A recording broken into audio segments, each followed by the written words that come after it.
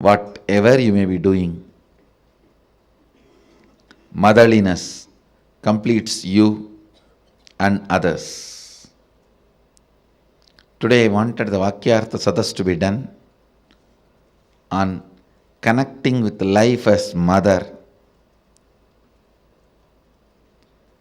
Being a child to life and being mother to the people you have to give life. Being a child and being a mother. Have Vakyartha Sadas on this subject and internalize.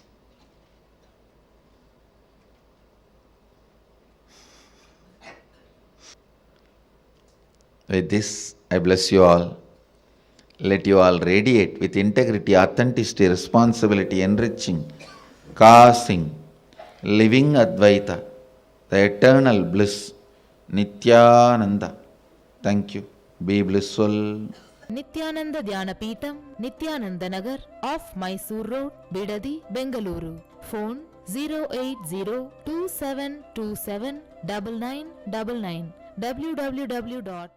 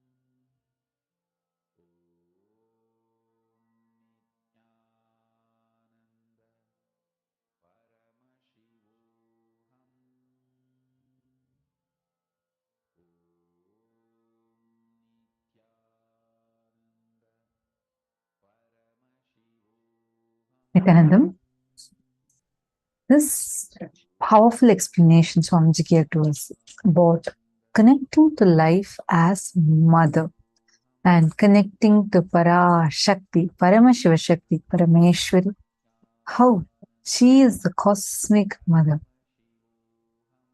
She is manifesting for us here, for each one of us here, and showering us all with this amazing blessing to connect with the cosmos as our mother. I request each one of you to take a few minutes and please share what did you understand today in this session that we all listened to just now. What did you understand? Nityanamma, Bhaktivasyananda, and Parimal Nityanandam are asking, please heal my memory to completeness. Parimal, you are at the right place. Don't worry. Swamiji, as Parashakti Devi, today we are going to be having the darshan. You can definitely receive the blessings directly from Devi Parashakti herself, and you will experience tremendous healing. So don't worry. Just stay tuned. And at 7 p.m. Eastern Standard Time, we are going to be having the live darshan of Swamiji.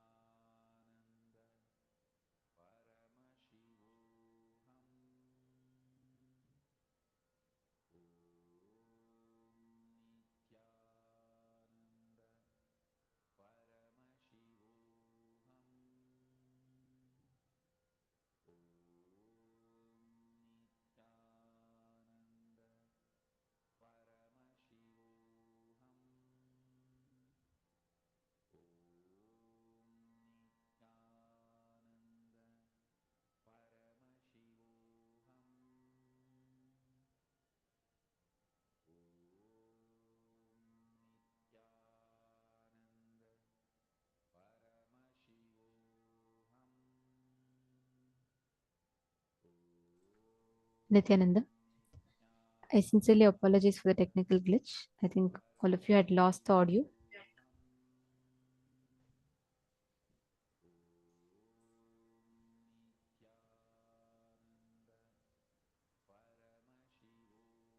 Nityanandam, apologizing for the technical glitch. So hope all of you are able to hear me now. Yes. See, like Swamiji beautifully revealed in this session, right? Life starts with mother worship. You can connect to life through mother worship. Whenever you connect to life, you experience the divine cosmic energy, the mother, Parashakti, Parashodasi, Parameshwari manifests in you. whenever you have some crisis, some problem in life, remember this one thing: what you are mothering in your inner space, that is what becomes reality in life. Are you mothering powerlessness in you, or are you mothering completion in you? What you mother, that is what you manifest in life. So, life starts with mother worship. That is why Hinduism is mother worship based tradition. Swamiji tells actually the reason why Hinduism has been the longest surviving civilization. You'll be surprised to know it is not because of the knowledge that we have, it is not because of the enlightened masters, it's not because of any of it. They're all also one of the reasons. Somebody told the main root reason is mother worship. We had the signs of connecting to life as mother, which induced so much of sacredness in everything that we did, which is why Swamiji told, if all the 10,000 traditions of Hinduism are destroyed, if the whole Hinduism is like completely lost, just if one mother worship remains, we can revive the whole Sanatana Hindu Dharma back. That is the power. That's the importance of mother worship. Even the Guru Shishya Sampradaya is connected, stemmed, rooted in the space of motherliness. Swamiji tells the first bhava that everyone connects to the master is always in Matru Bhava. You always connect to the Guru as mother, as the person who takes care of you, loves you. From there, it goes to Sakha Bhava, it goes to the Mathura Bhava, and then Mahabhava, and different bhavas it connects. But first way you connect with the master is always through Matru Bhava. You experience that tremendous love and care, because in life we connect with life through mother worship. So understand this one thing: whenever you experience, whenever there's a crisis in life, remember this one thing: life starts with mother worship. The experience, manifestation of life starts connecting to life as mother. And only that motherliness gives tremendous healing. Always, just look even at your own life. How many times the healing that you experience is coming from, like, because you connect to life as mother, whether emotional healing that happens or in multiple levels. Whenever you feel that it's, the cosmos is mothering you, you automatically experience healing. How many of you are understanding this? It's a very, very, very powerful revelation that Swamiji has given to us about how when we connect to Parashakti, the Cosmic Mother, she enters inside us and heals us tremendously. How many of you felt like when Swamiji is manifesting as Parashakti and all of us experience her darshan? How many of you here felt like, wow, I just felt literally healed? How many of you had this experience?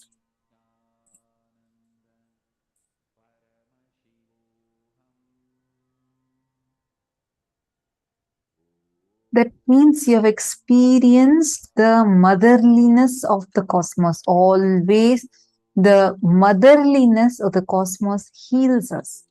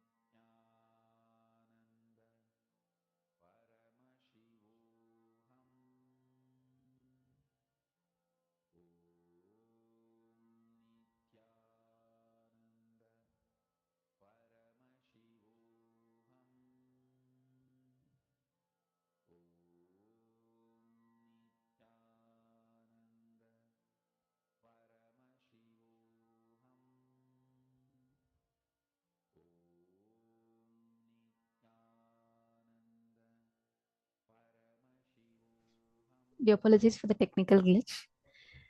Now, Swamiji had very beautifully revealed to all of us about how life starts with mother worship. We're going to be understanding about how life is all, everything in this universe is made up of Shakti, the divine feminine consciousness. Life is infused with that consciousness. Let us listen to the revelations of how everything is Shakti.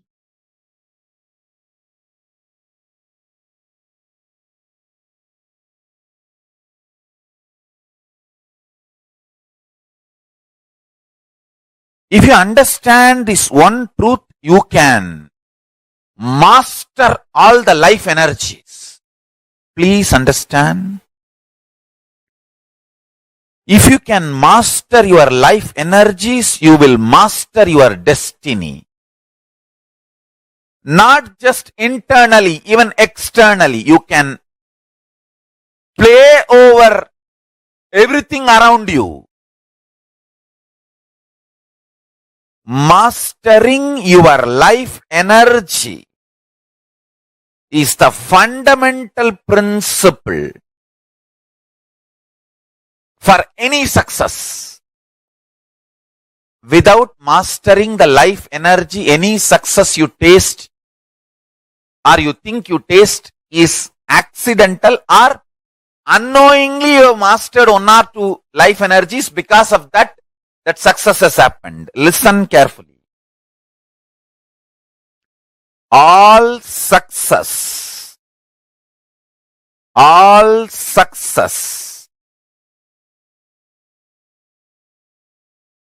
in the life can be just like that, achieved, manifested, if you master your life energies. Let me define the word life energies. Physically, the energy to digest.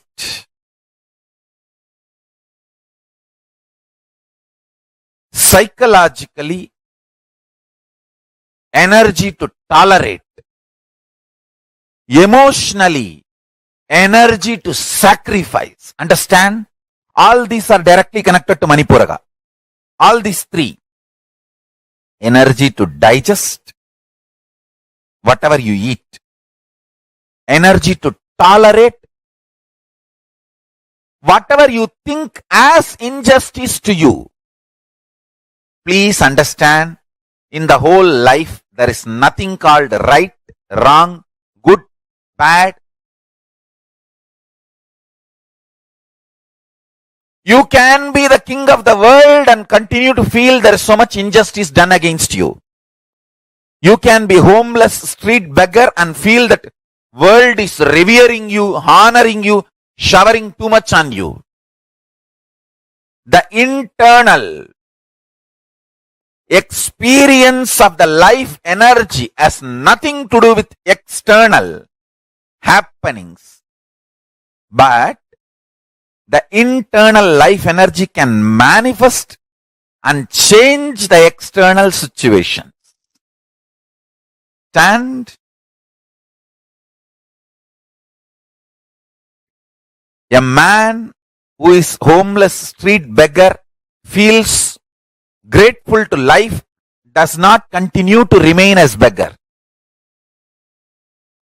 If he chooses to remain as a beggar, he is no more a beggar. He makes himself available for the people to do charity. He is no more a beggar. Understand?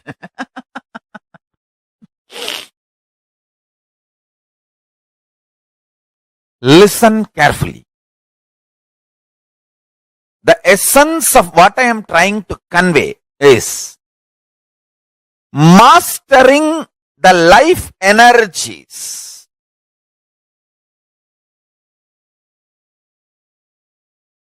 I am going to talk about the Sankhya, multi-dimensional logic of life energy.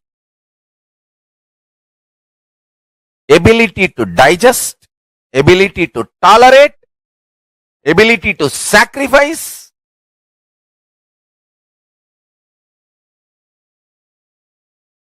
ability to visualize consciously, ability to verbalize consciously, ability to hold your life energy balanced, powerful in your body. Understand?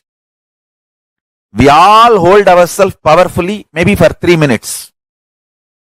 3 minutes is too much, too long maybe for some people. Ability to hold your life energy powerful for a long time. I tell you, there are different kriyas in Hinduism to make each power, each life energy to manifest completely. For example, if you sit and chant Bhagavad Gita,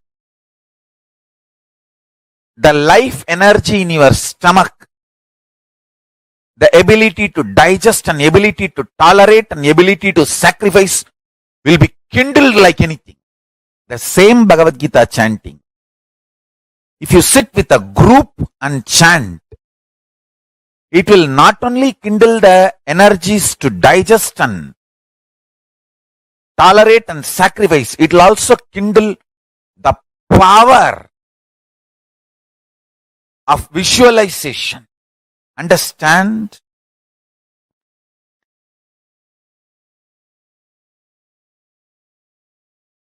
Each kriya in Hindu tradition is designed to help you master life energies.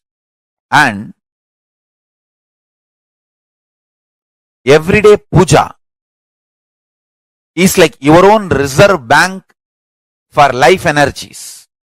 Atma Linga is like a governor's signature. You can sign in any $1 billion note using Atma Linga for your life energy to manifest in you. Understand?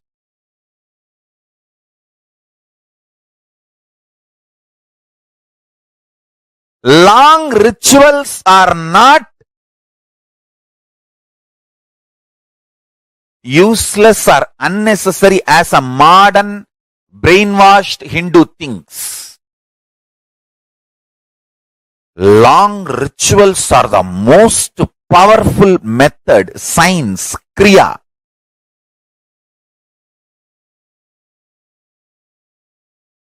to awaken all the life energies.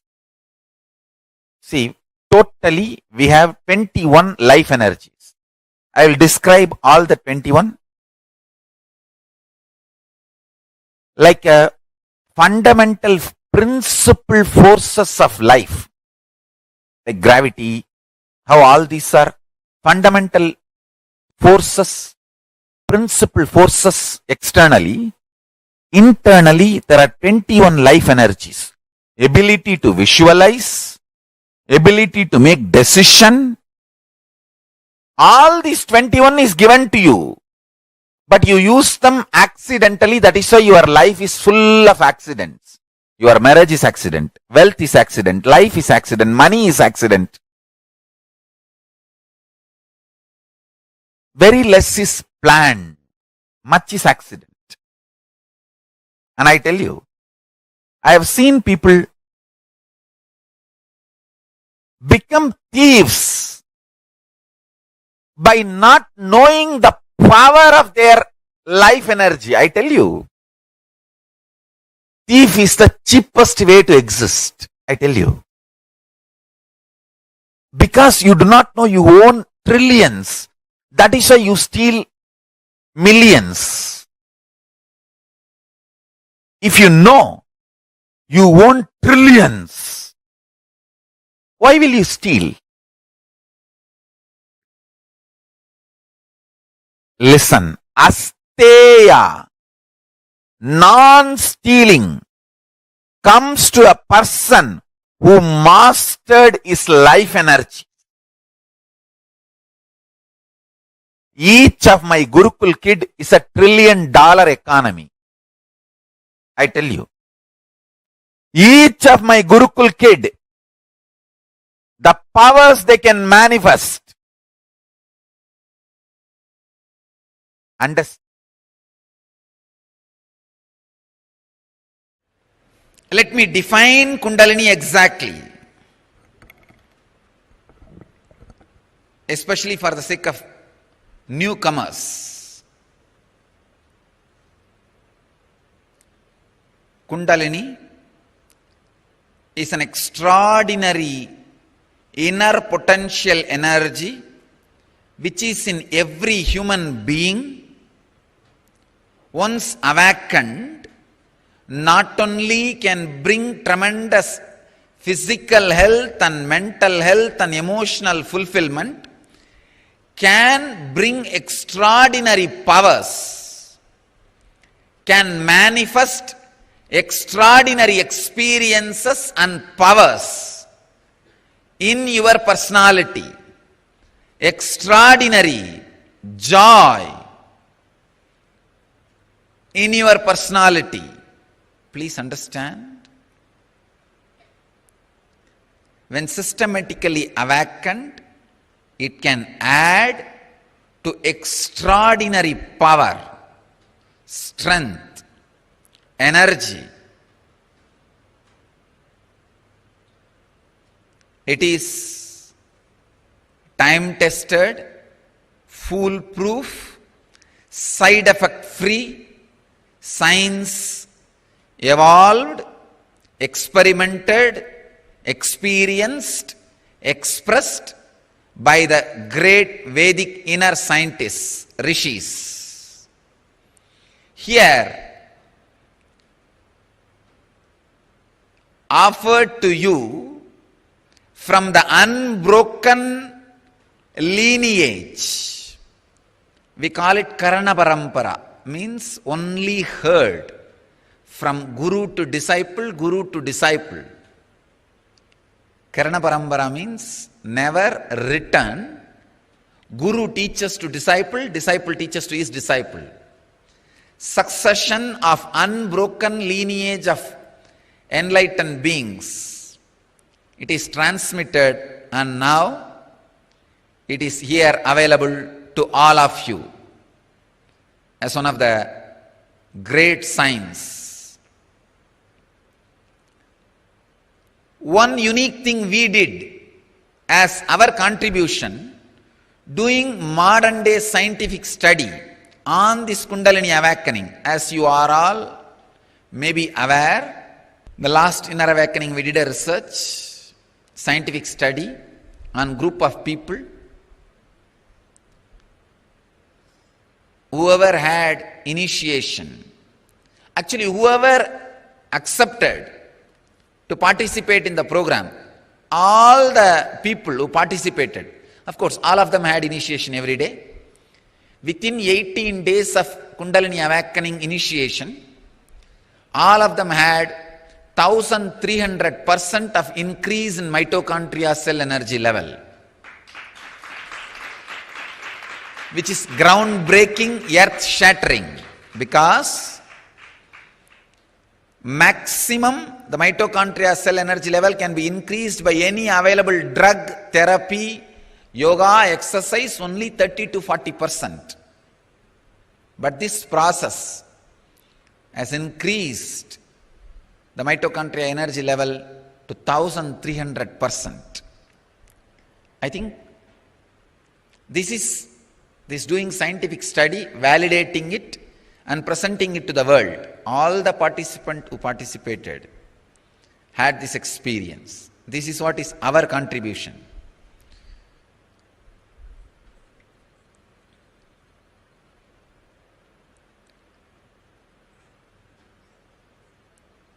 When the Kundalini is awakened, not only it brings tremendous energy into your mitochondria cell energy level, it completely recreates, rejuvenates your inner organs.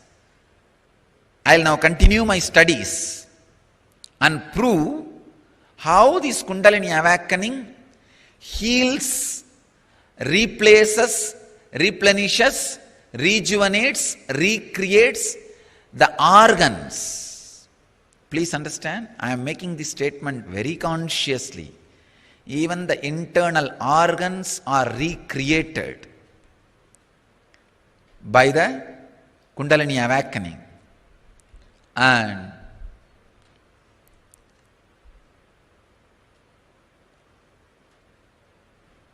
Kundalini awakening can directly make you young, not just look young. It can really make you young. Because the mitochondria cell, if it becomes old and tired and starts dying, that is the aging process and death process. When the mitochondria cell energy is drastically improved, the degradation, deterioration and death of the mitochondria cell energy is stopped. So naturally it becomes anti-aging. The aging process stops. Not only you will look younger, you will be younger. This is the best technique to grow young.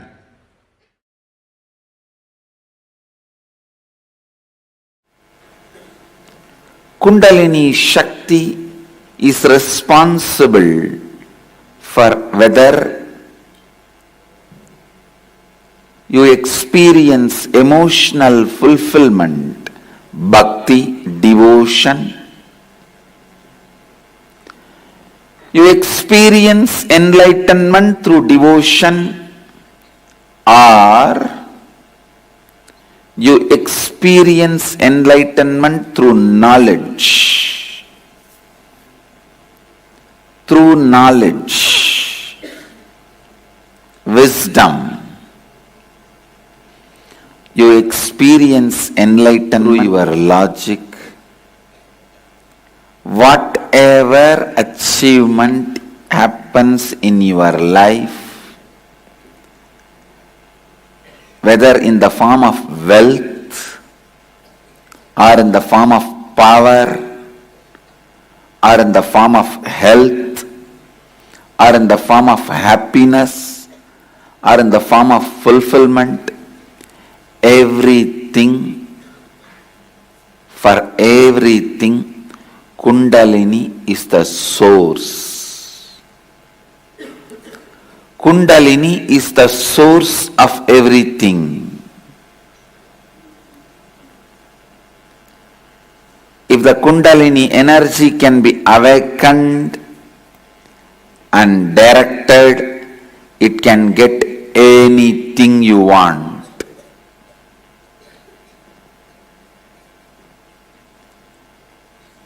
It can get anything you want. Listen to the deeper secrets of this Kundalini.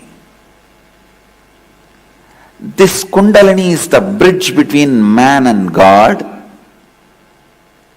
This Kundalini is the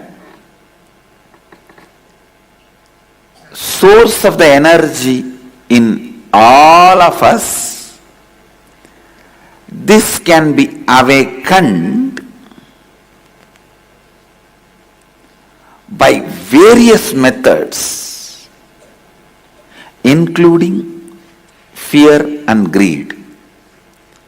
Even fear and greed awakens the Kundalini, but every time it weakens also. It is like a Kundalini is described as a sleeping snake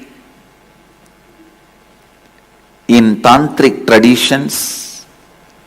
Each time your fear or greed awakens Kundalini, it is equivalent to throwing a stone on the snake and making that snake hiss. Yes, when you throw a snake, it wakes up. It's awakened, but also weakened. You can awaken the snake, you can wake up the snake, either by sound,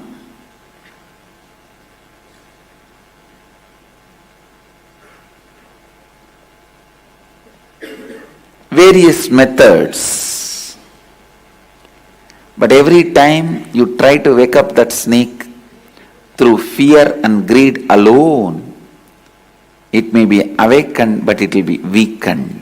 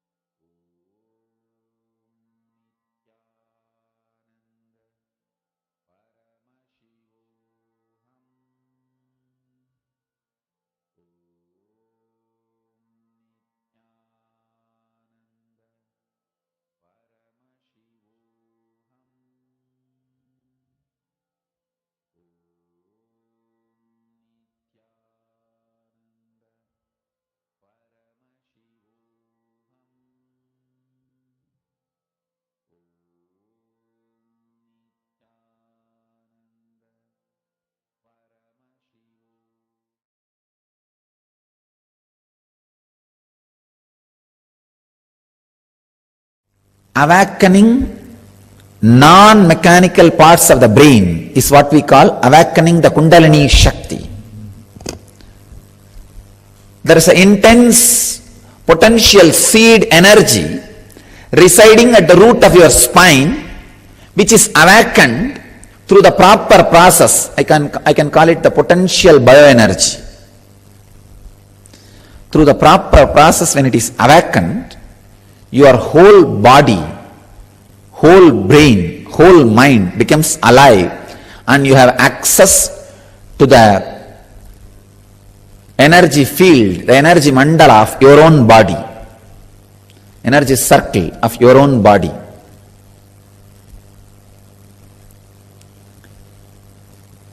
There is a great lady saint who knows the science of sacred feminine in Tamil Nadu. Her name was Avvayar. Very great saint. She gives the whole science of Kundalini in her stotra towards Ganesha. She sings beautiful verses on Ganesha. In that very beautifully she describes the science of Kundalini.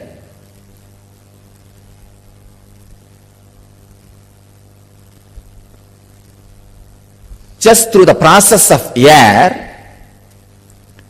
how to awaken the fire of Kundalini Shakti in your body and experience the ultimate success in the outer world and in the inner world. If your non-mechanical parts of the brain is awakened, the first side effect of it will be the huge outer world success. Not as a main effect, side effect. The main effect will be enlightenment itself.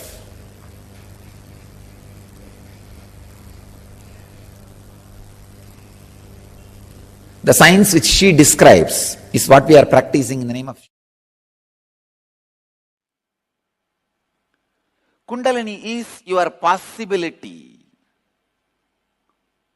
You letting your possibility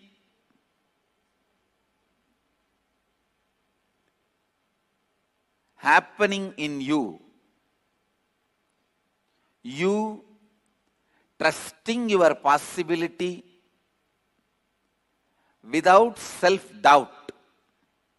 You responding to your possibility without the self-doubt is Kundalini energy. Please understand.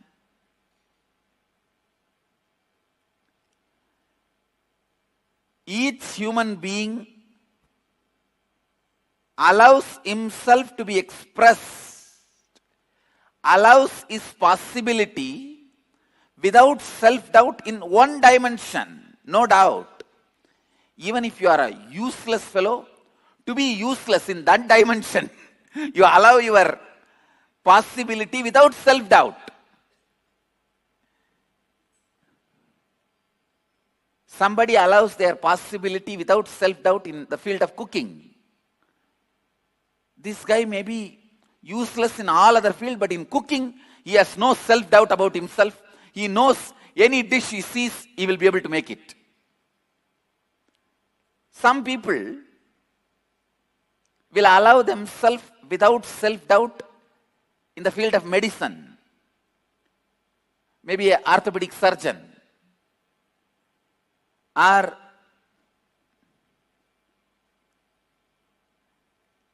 general physician, or eye specialist, or dentist. Somebody may express their peak possibility without self-doubt in the field of law. So every human being expresses his peak possibility, allows his peak possibility in some one field without self-doubt. It is not that you don't express in any field at all. No, then you can't be alive. Even to be alive, at least in one field, you have to allow the Kundalini to breathe through you. Kundalini has to breathe through you at least in one field. I have seen some people, they will be so cunning. In the cunningness, they will allow their peak possibility. In some field, you allow your peak possibility without self-doubt. A great lawyer, he may have a lot of doubt about his character. He may have a lot of doubt about his ability to cook. He may have a lot of doubt about his ability to drive. But in his lawyer field, he will not have doubt. He will not have any self-doubt. Same way a dentist. He may have doubt about his ability to speak publicly. He may have self-doubt about his ability to handle his wife. He may have self-doubt about his ability to pick up languages. But in the dentistry, he will not have any self-doubt. So understand, in any field, you express your peak possibility without self-doubt. You allow your Kundalini to be awakened in that field. So in that field, your logic gets so refined, it becomes intuition.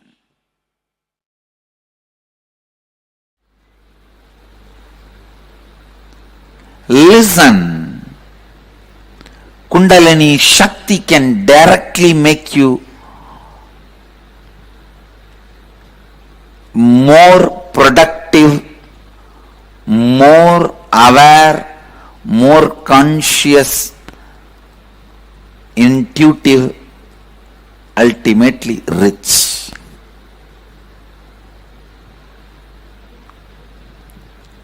It will take away the low idea you carry about you. It will take away the lower self-image you carry about you. It will show you your possibilities. It will show you the power of your intuition. It will awaken your intuition. It will awaken your intelligence.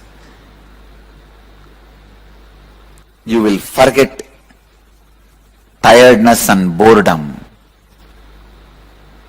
You will do smart work, not just hard work, smart work. And with this smart work, naturally you will see you are more active active, alive, productive in your job, in your business, in your day-to-day life. See, if I say what all ways Kundalini will be useful to you in your day-to-day life, it will look like if you win a lottery of 100 crore, you can buy a best shaving blade, you can buy a good cart, you can buy a good flat, you can buy a good chapel, you can buy a good doormat. If I make this statement, how funny it looks. That is exactly it will look if I say what all you can do with Kundalini energy. You can just do anything. You can just do anything. Simple will to awaken Kundalini is more than enough to awaken Kundalini. Understand? Simple will to awaken Kundalini is more than enough to awaken Kundalini. Kundalini is, after all, your own potential energy which resides in you, which can be awakened just by you.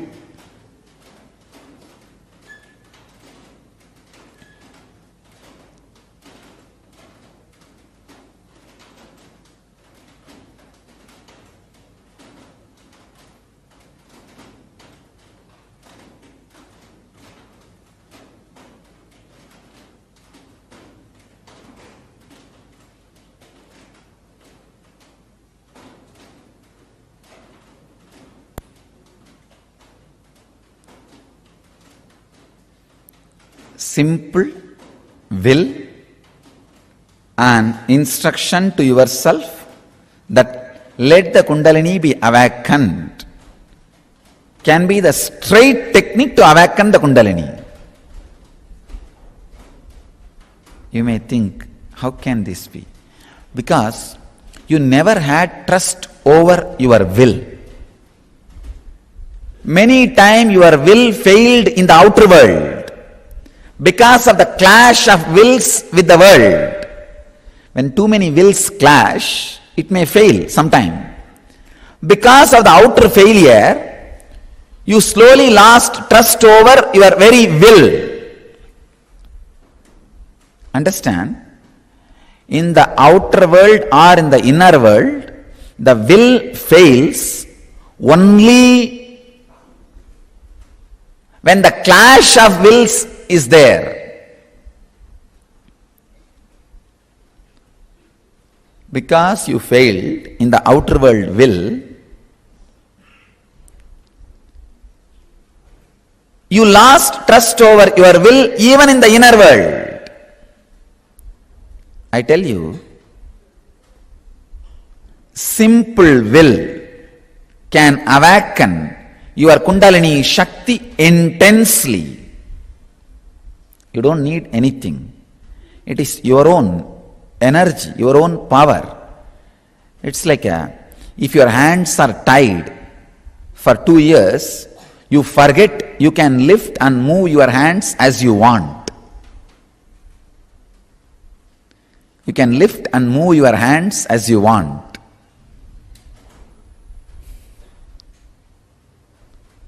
I tell you,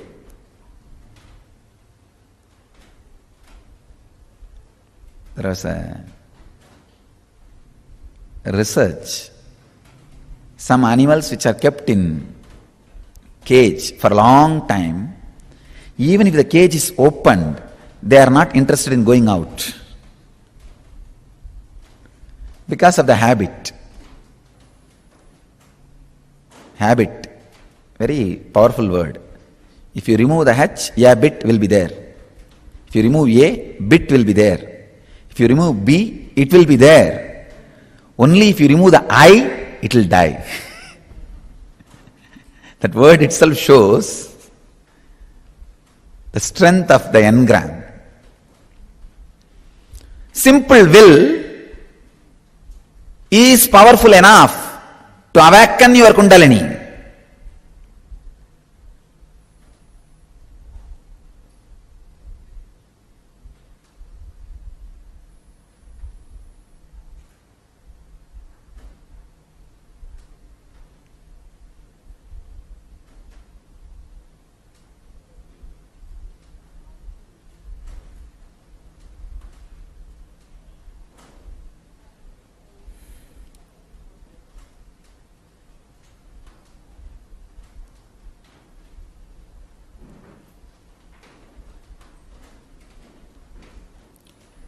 The Kundalini Shakti in your system,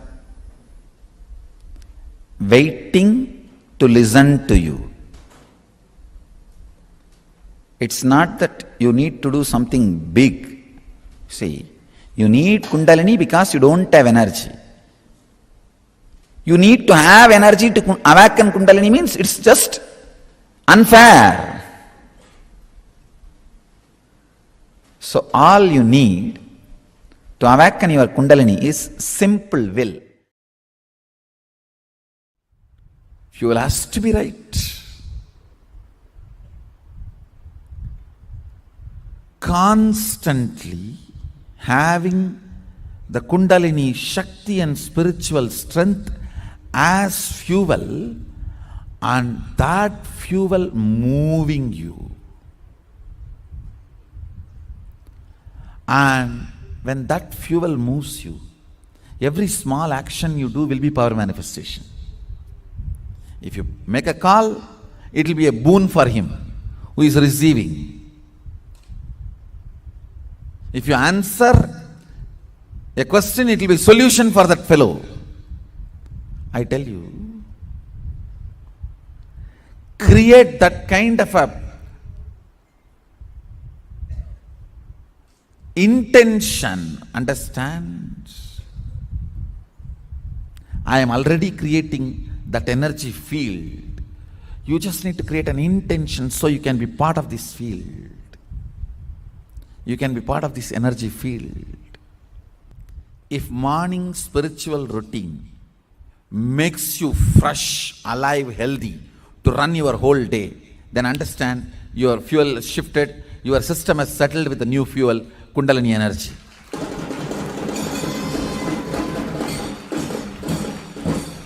If your head is hanging down in the morning satsang, and if the morning routine is making you tired, you feel it is making you tired whole day, then fuel change is not yet settled. Go and serve in Goshala and do alankara to the deities. That too can help you. I tell you really, if somebody misses the morning routine, we should make this as a rule.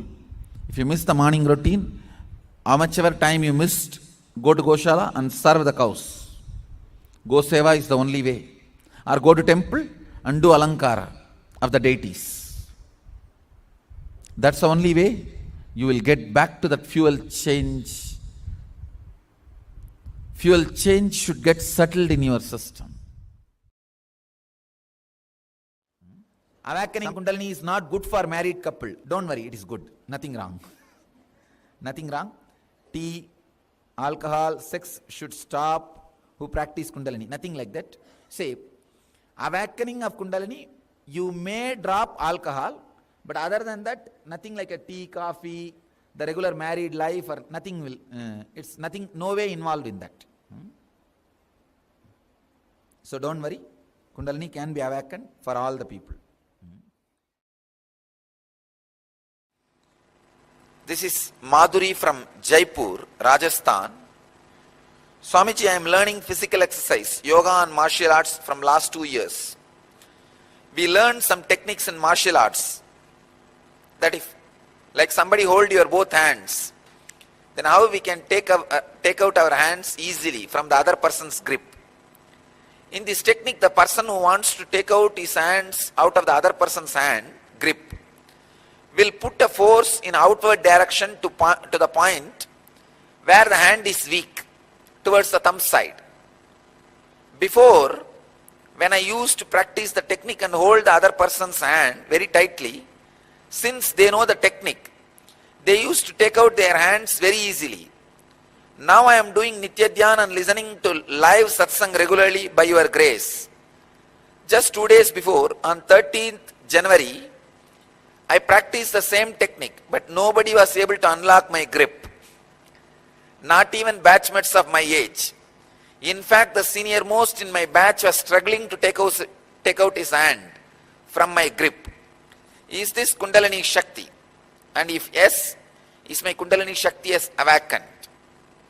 Madhuri, it is the side effect of Kundalini Shakti, no doubt. And your Kundalini is awakened, no doubt. Two things. In the martial arts, when somebody touches you, if your Kundalini energy is more than their Kundalini energy, even if you don't attack them, they will just fall. They will be completely shaken. The martial arts is more Kundalini energy based. The other day I was seeing a video, a Chinese master, he did not touch even one person, but he was fighting with 20 people. All 20 were rolling on the ground. He did not touch even one person. So what you see here,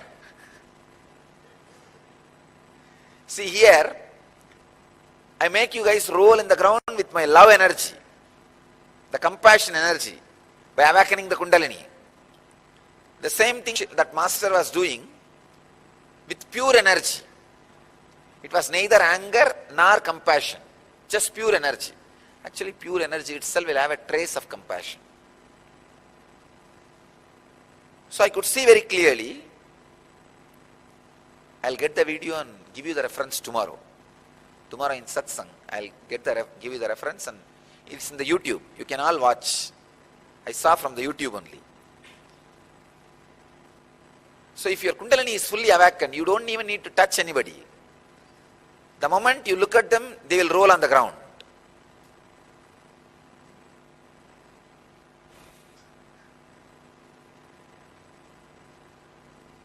So your Kundalini is awakened. That is the reason nobody is able to unlock themselves or defeat you. Madhuri, you are in the right direction. Please enjoy.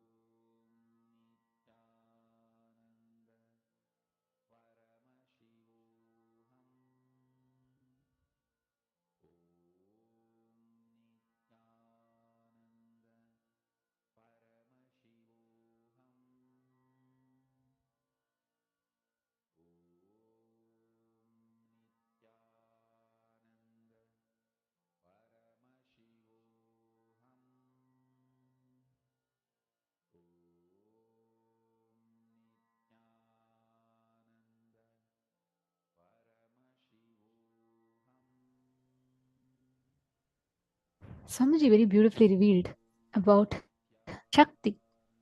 The source of everything in this cosmos is Shakti. It is based on energy, the divine feminine consciousness that the whole universe functions. Swamiji also revealed to all of about how we just harness this one completion. If we just learn this one of completion, when we start unclutching, whenever we tune in with existence, we experience this energy. There's a very, very beautiful story of Devi, how she is in a frequency. Swamiji tells, because she's the mother, the cosmic mother, she's always in a herself available in a frequency which is immediately accessible to human beings. The moment you connect to her, you can experience. In Hinduism, that's why the first relationship that you're taught in Hinduism is the first relationship you're taught is mother. Because you start connecting with life through mother, you come out through your mother. You start connecting with life through mother. Experience life only when you start mother worship. At all the days in Hinduism, we worship food as Annapurna Devi. We worship water as Ganga Devi. We worship Saraswati, knowledge as Saraswati Devi. We worship power as Durga Devi. We worship wealth as Lakshmi. Everything. We worship earth as Devi. We worship nature as Prakriti Devi. Everything, food, water, shelter, life, money, wealth, health, everything is connected to Devi, mother. From her, you start relating to life.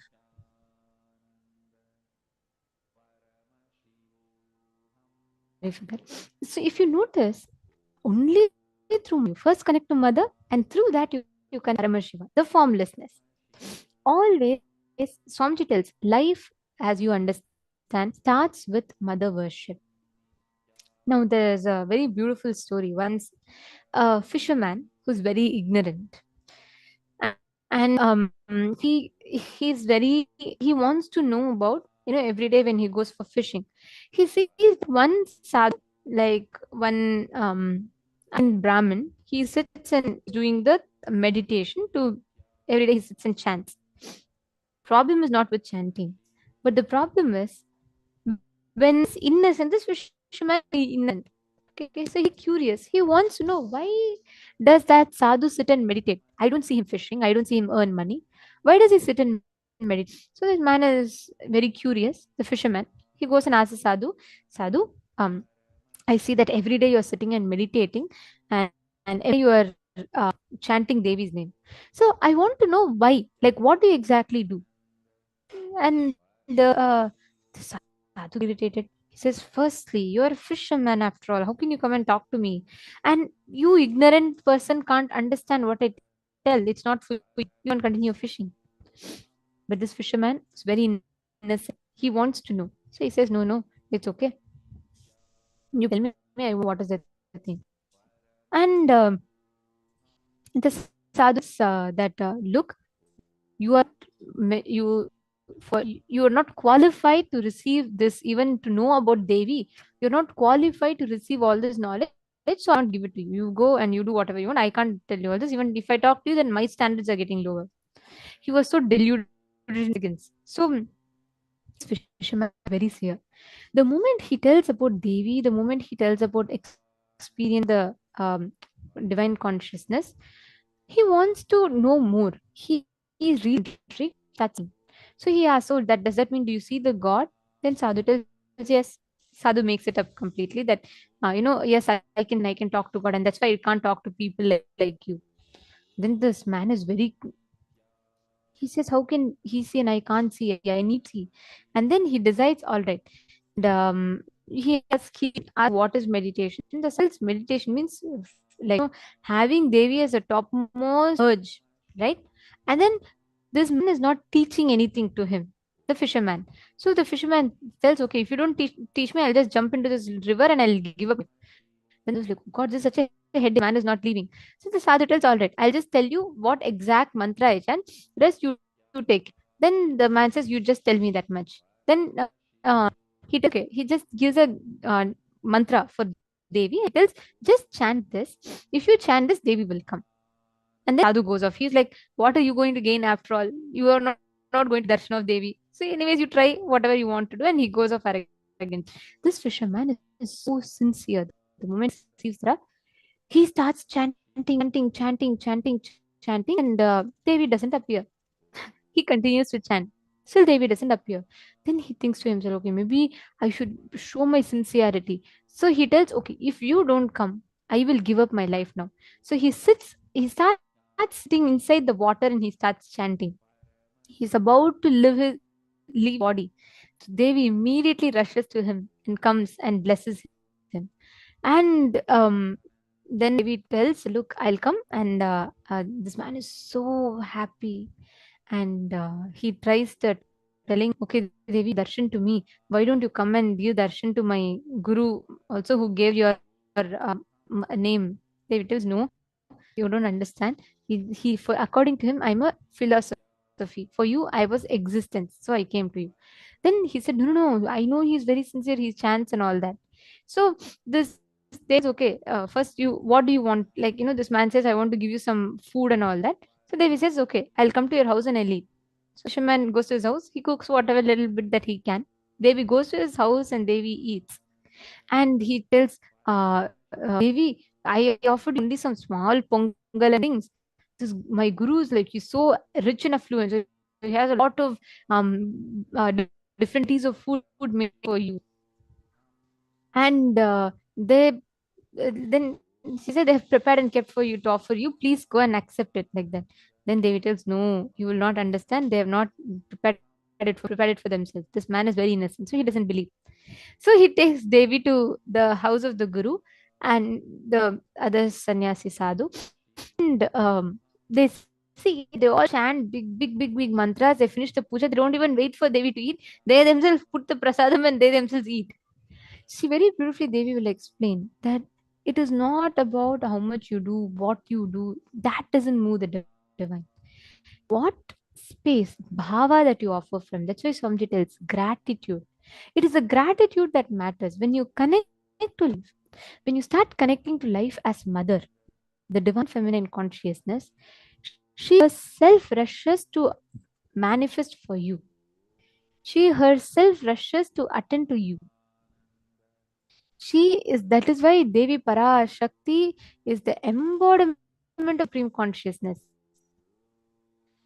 She manifests as your existence, she manifests as your existential expression of the divine. When you connect life through motherliness, you will experience tremendous healing in life. In your life, the way how you exist transforms when you connect to Devi Parashakti. We all of us have experienced Parashakti's darshan in the last few days. And today also we're going to be preparing for it. It's very important for us to know how motherliness alone can heal you tremendously. Let's listen to the revelation from Swamiji.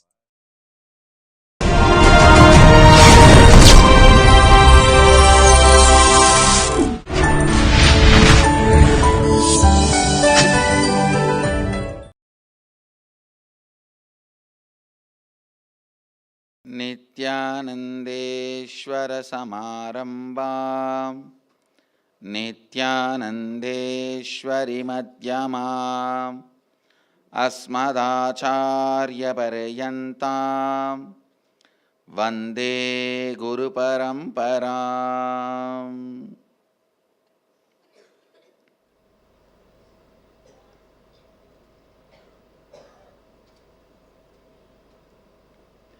I welcome you all with my love and respects.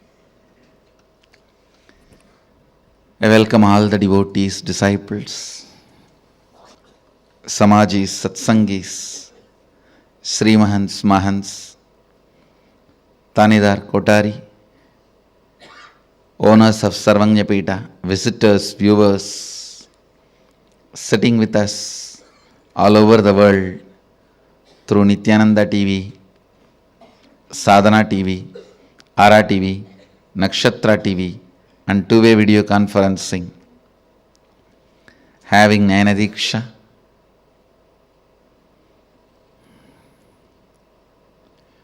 cities sitting with us in two-way video conferencing, having Nayana Diksha,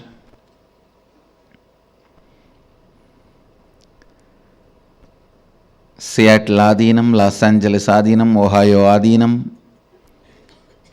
Temple City, California, Toronto Adinam, Kuala Lumpur Adinam, New Zealand, China, Oman Adinam, San Jose Adinam, Dublin, Ohio, Oklahoma Adinam, Vancouver, Guadeloupe, and lot more cities. I welcome all of you with my love. Yes, let's come back. Nithyananda Nagara Bidadi, Puduvai Adinam, Hyderabad Guptakashi, Singapore Adinam, Kastav Croatia, Trinidad, Bangalore North, St. Louis, Houston Adinam, Ponca City, Morris Plains, New Jersey, Rajabalayam Adinam. I welcome all of you with my love and respects.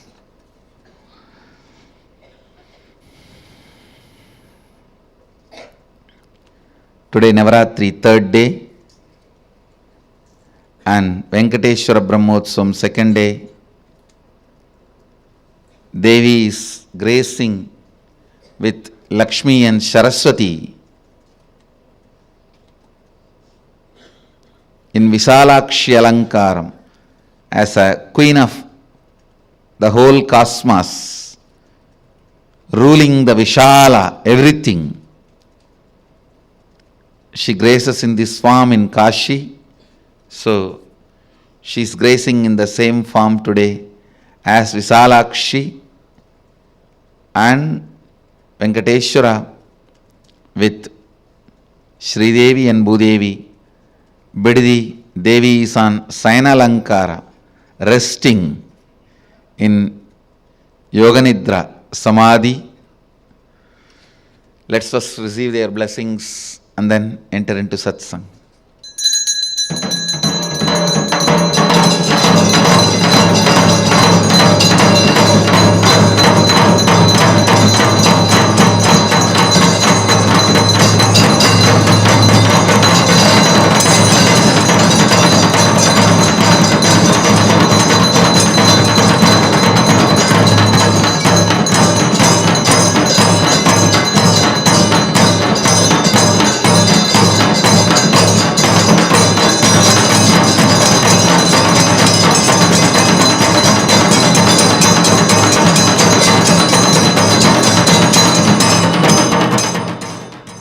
Bidadi is also celebrating Venkateshwara Brahmotsava. Venkateshwara is gracing on Swarna Hamsavahana, the golden Hamsavahana. Venkateshwara's Brahmotsavam and Navaratri, both are happening simultaneously in Bidadi and of course in Varanasi.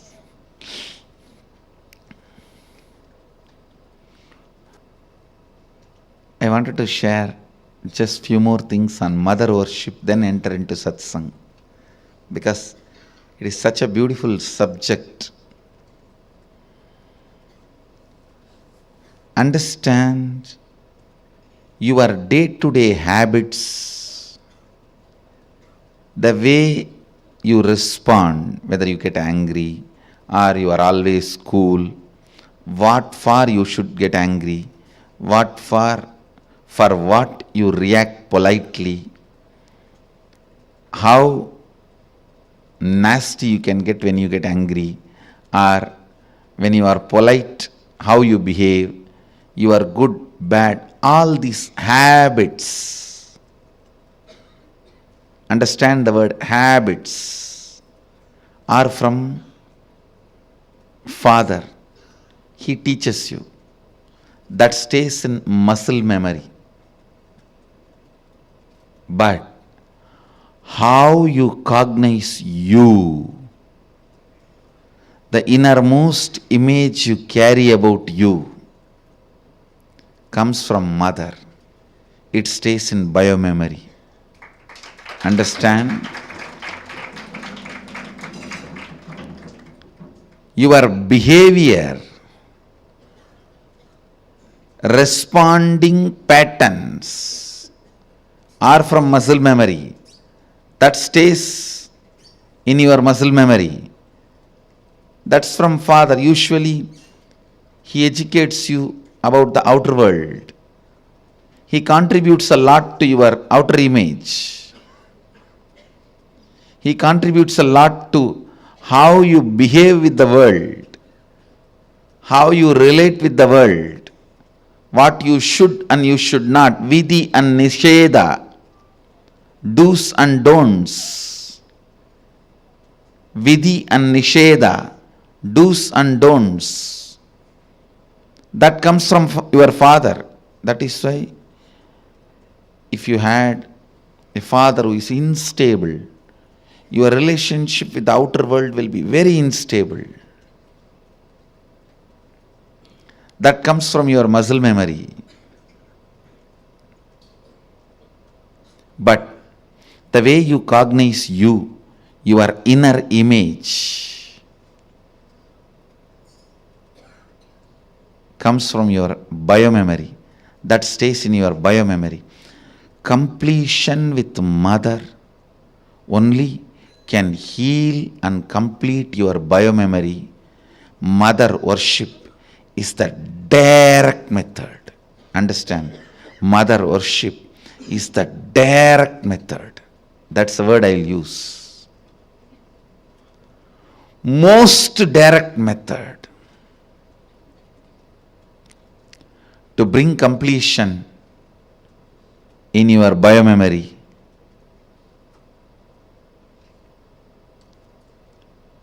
The attitude, the bhava, which forms the basis for the way you connect with the life, with the world, the same attitude forms the basis for you to connect with yourself. Please understand. That is what we call karma in Vedic tradition. If you judge, you will be judged. Why, Because the basis with which you relate with the world, the same thing will be the basis with which you will relate with yourself. Don't think when it comes to others you can utter the strong words. When it comes to you, you can just be very cute and friendly. No. The strong words which you utter towards others will be the same strong words you will be uttering towards yourself. Listen. The strong words you utter towards others will be the same strong words you will be uttering towards yourself. The attitude you build towards others will be same. That's the same way you will be relating. That will be the basis for you to relate with yourself also.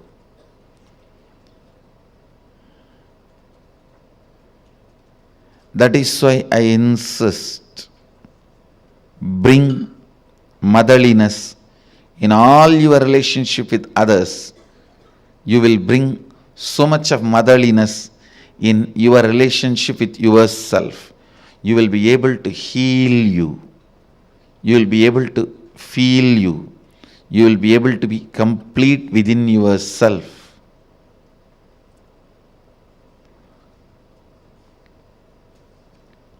When you bring tremendous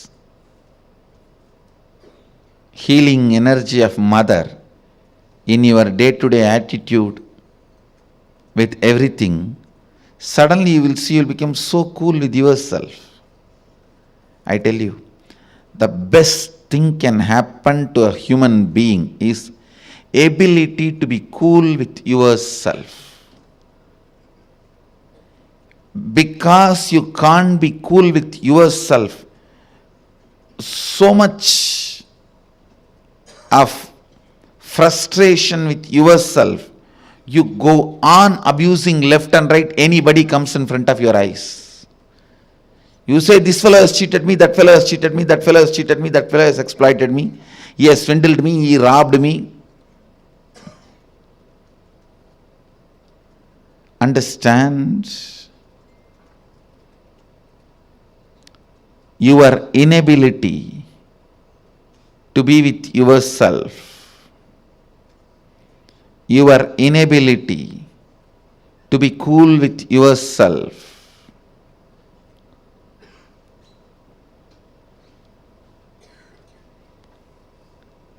is the frustration in your system. I tell you,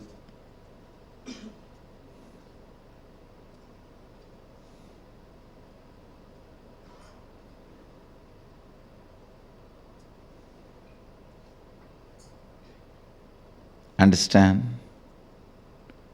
I really want to tell you, bring mother worship as part of your cognition.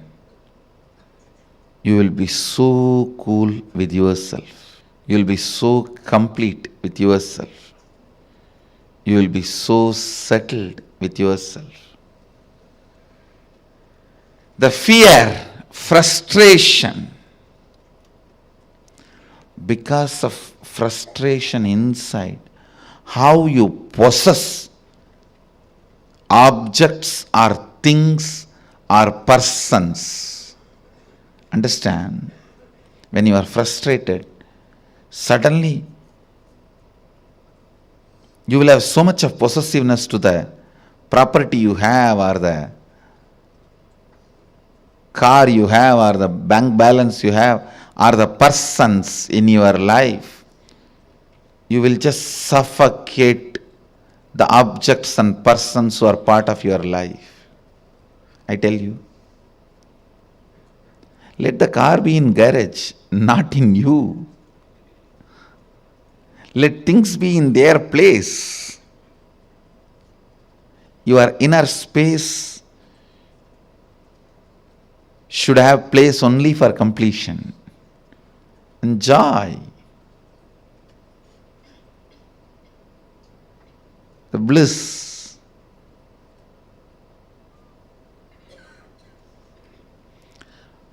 The moment you start cognizing frustration with yourself, the first thing you do, then I don't have anything in the life. Come on, catch. Like an octopus. The wealth you have,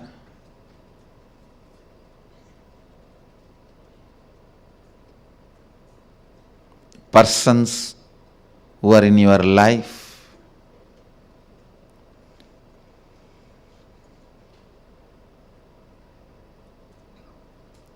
when that grabbing starts, understand, it feeds into your frustration. It doesn't heal your frustration. I have never seen anybody healing their frustration by grabbing and possessing. No. It doesn't. It doesn't. Understand?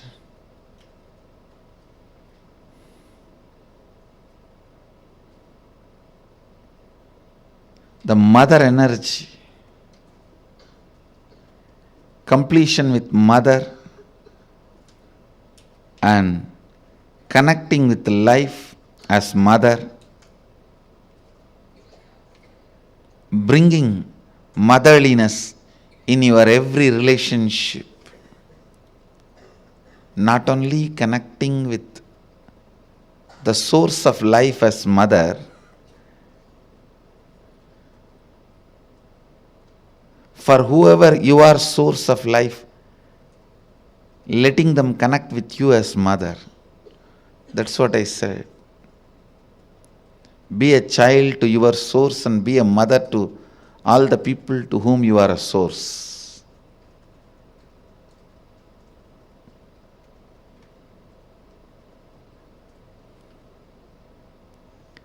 This brings so much of inner healing.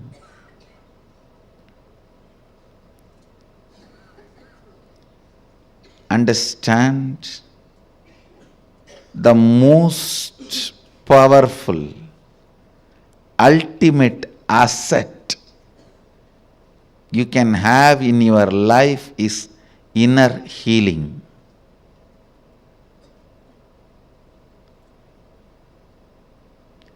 It is not economically costly, but it is psychologically costly. Psychologically, to live the life of inner healing, you may need to sacrifice a lot of stupid things. You may need to remove many garbage. Think, oh God, these garbages were there with me for last 25 years. How can I give up on them so easily?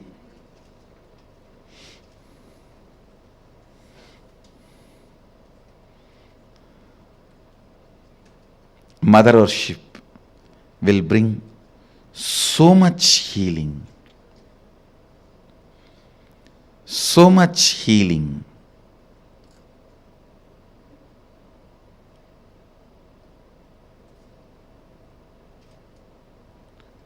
Mother worship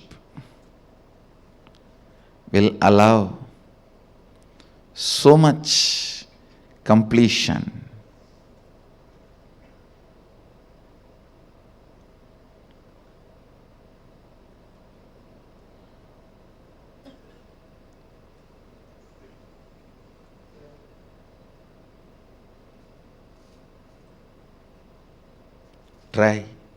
Try connecting with your God and Guru as mother. You will have so much inner healing, peace. Navaratri is the time to connect with Cosmos as mother. Celebrate Cosmic Mother. I bless you all. Let you all radiate with integrity, authenticity, responsibility, enriching, causing, living Advaita, the eternal bliss, Nithyananda. Thank you. Be blissful. Nithyananda Dhyanapeetam Nithyananda Nagar of my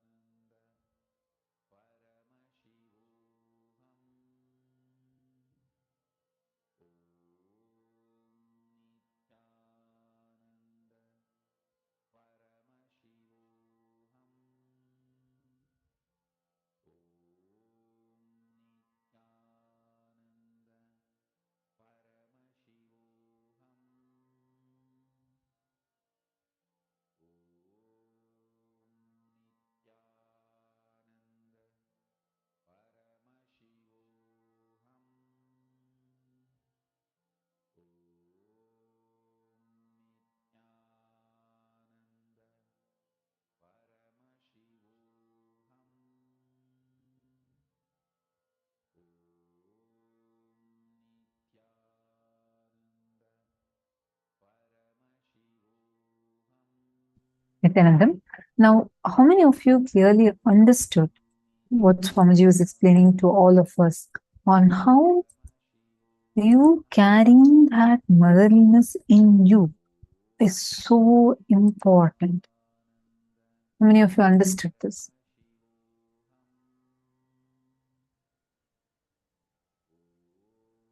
I request all of you, please take a moment now and please post in the chat. What did you click with?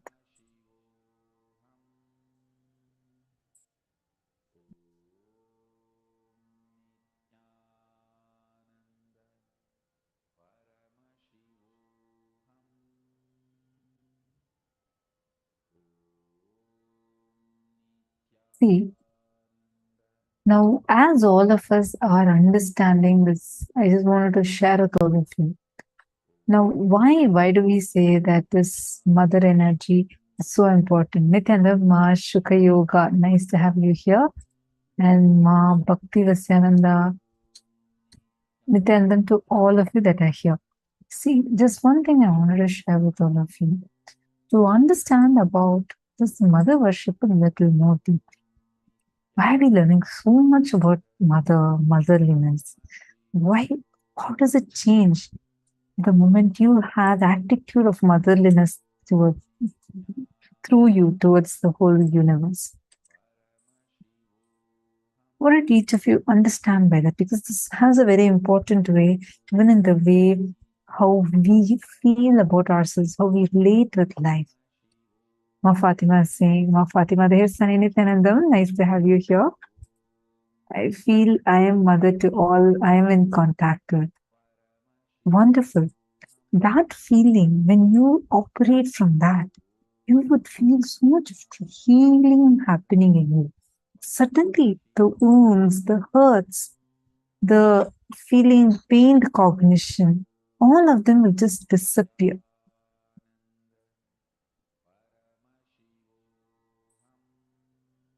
Malita Saige is asking for Pada Puja form, the payment link. Yes, ma, definitely we'll get in touch with you.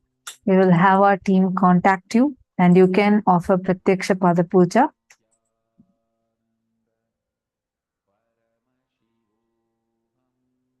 So, how many of you first understood this motherliness cognition? See, when take any situation, I request all of you, please take any situation right now.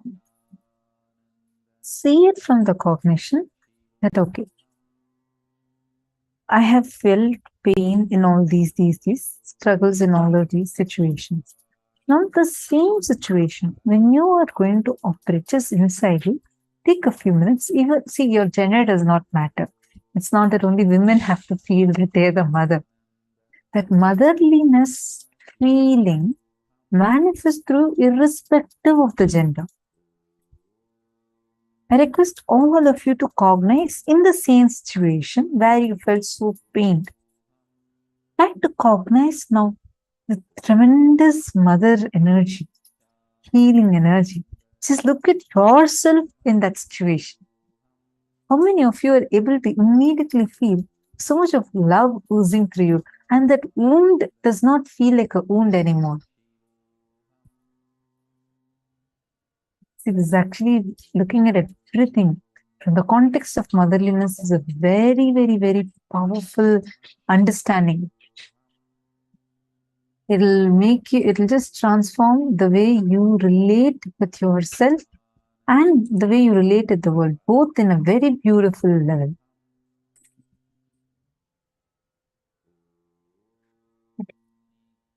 When you start connecting with life, see, whenever you experience connection with life, right?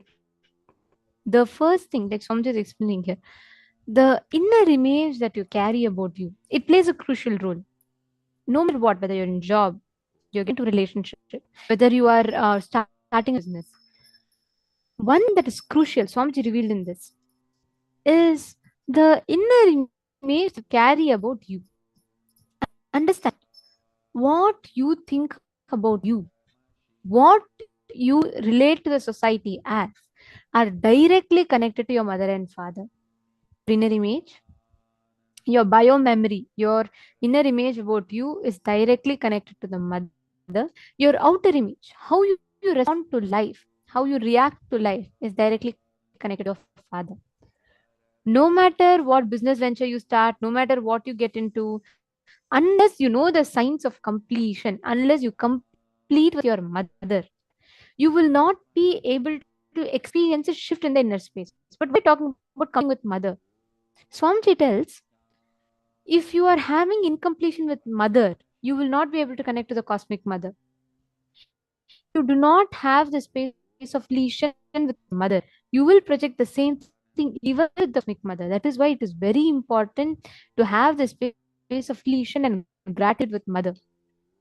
In Hinduism, the mother, the position of mother is given like such high regard and reverence. Why? Somjli explains how it is not just the moral value point, even the path of enlightenment, even if you are an incarnation, unless you experience completion with the mother, because the inner image about you that the body carries, the biomemory the body carries, comes from the mother. So if the biomemory is instable, your biomemory, if your inner image about you is unstable, it has directly cognitions the relationship with your mother.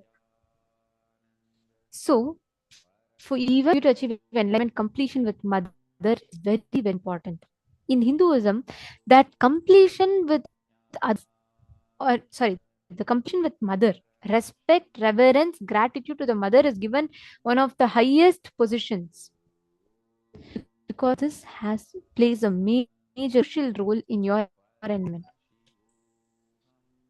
The signs of completion with others, how you can experience completion with others. It's important that we understand first what is completion with others. All um, all the different baggages that you carry inside you, the conflicts, contradictions, confusions that you carry inside of you. Yourself. At one moment, you feel you're confident, you're going to achieve what you want in life, you're a go-getter. The next moment, you feel like everything is falling out of place and you're no nothing is under your control. You don't like the way things are happening.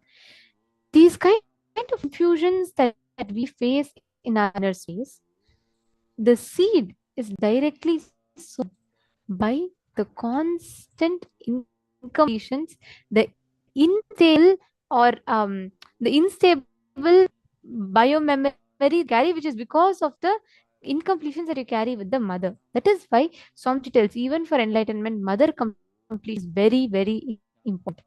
Even for the avatar himself, just to explain, just to iterate the importance of this principle, Swamiji himself played a very beautiful Leela. Even for Swamiji's enlightenment, Swamiji said that Swamiji could experience that completion only when he completed with the mother. That is the important, and that's how crucial completion with mother is. So please understand, whatever incompletion is anything that you're facing, the base is completion with mother. But what is this completion? Why is it so important? Why is it important for you to understand, for you to know about the science of completion? What does the science of completion mean? What does it do? We are going to be understanding about that. We are going to be working on that now. I request all the participants, if you have any questions about this, please post, because it is very important that we understand this. It's very important that we apply this, we learn about this. I request every one of you to write this down, because this will help you understand so much deeper. The way you cognize life, the way you experience life comes from father.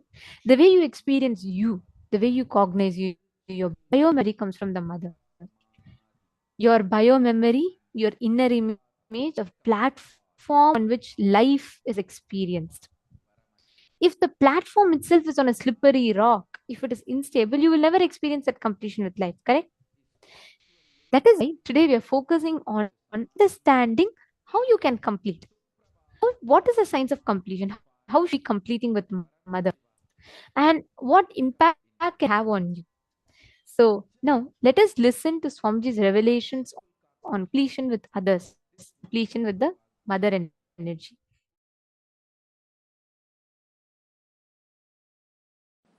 Once Ganesha and Subramanya, both of them have decided to have a challenge that who will quickly go around the world 3 times.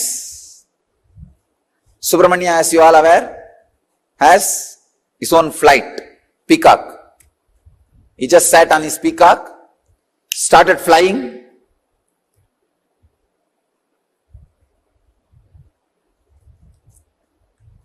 crossing the continents, crossing the oceans, hills, once, twice, thrice. He completed and came back. He saw this Ganesha, heavy guy. His vehicle is a rat.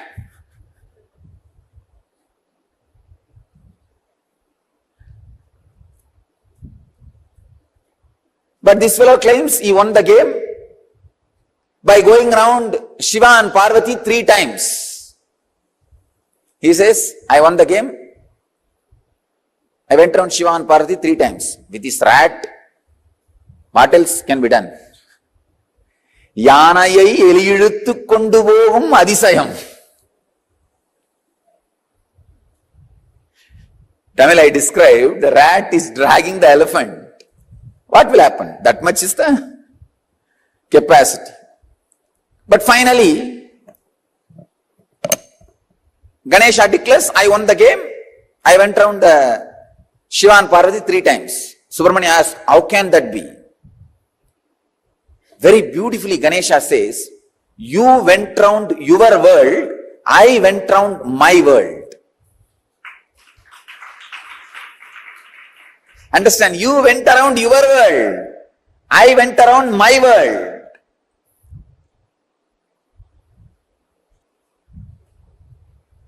You went around your world, I went around my world.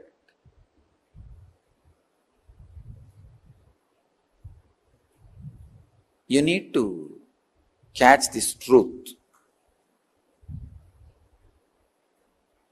The world, my world. This is the sacred secret. The world is binary, logical, arithmetic, scientific, universal. My world is emotional, based on faith, beliefs, experiences of individual perceptions,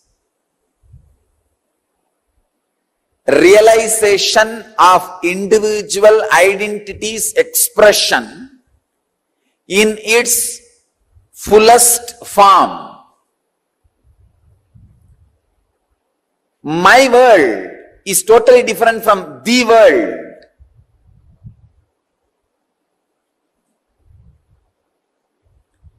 When my world is completely in tune with the world, you are a Jivan Mukta. When there is no conflict between my world and the world, please understand, people who are always going around the world are caught in agitation, anger, stress, rajas. People who are completely caught in my world sometimes can miss the world.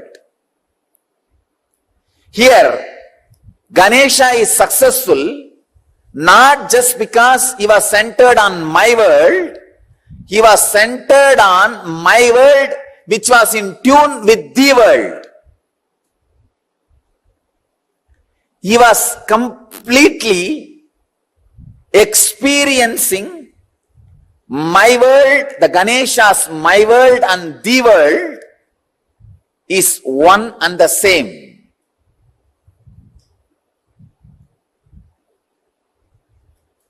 Ganesha's my world and the world has become a solid experience for Ganesha. Understand? Ganesha's my world and the world has become a solid experience for Ganesha. I'll give you a clear picture. How ordinarily people are caught between my world and the world and start preferring between these two, someone. When you start preferring the world, your whole life ends in depression. You are drained in my world.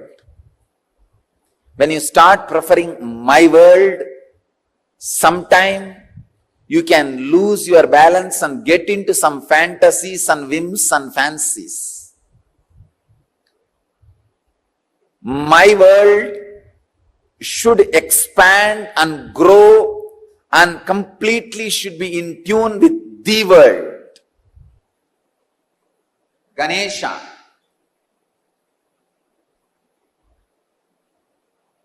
is my world.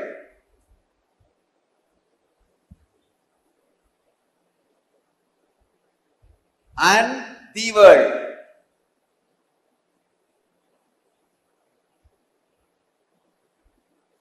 Both are in tune because Mahadeva, Shiva and Devi. Please understand, Shiva and Devi are really the world, and Ganesha also experienced Shiva and Devi as my world.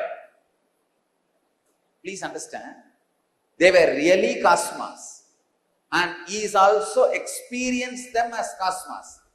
So the my world and the world has fallen in tune as the experience of Ganesha.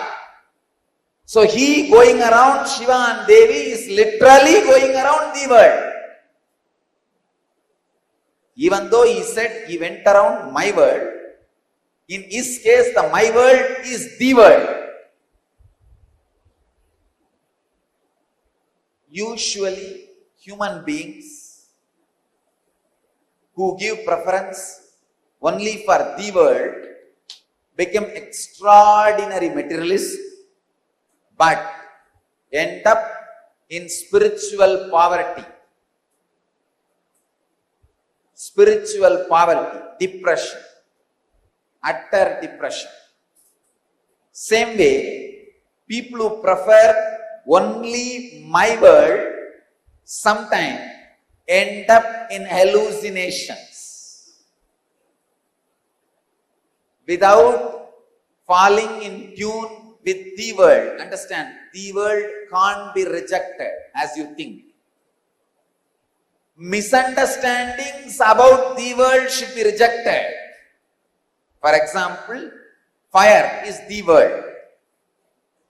Your fears and misunderstandings about fire should be rejected, not fire itself. You can't reject it. Its existence cannot be denied.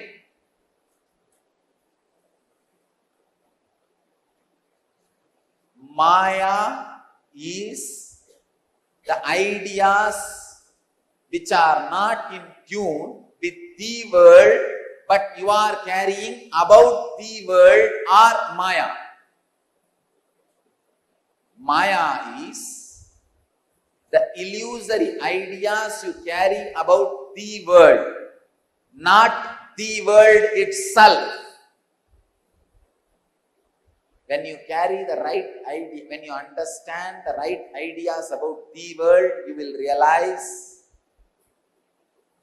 the world is made of the same stuff in which my world is made.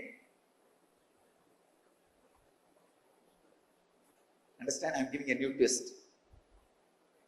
First statement I am making. The fire, earth, water, air, space itself cannot be denied. Your wrong concept about it is Maya. But when your wrong concepts about it is removed, it loses the identity which you are thinking it is having.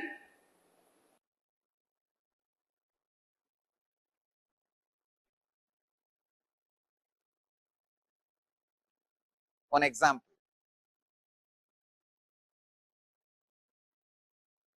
The fire. You have fear about fire. That fear is called Maya. But fire itself is not Maya. When the fear is completely lost in you, when you are in tune, suddenly you realize what stuff is a base material for you, same stuff is base material for that. You are in tune already. You can play with it, conquer it, go beyond it.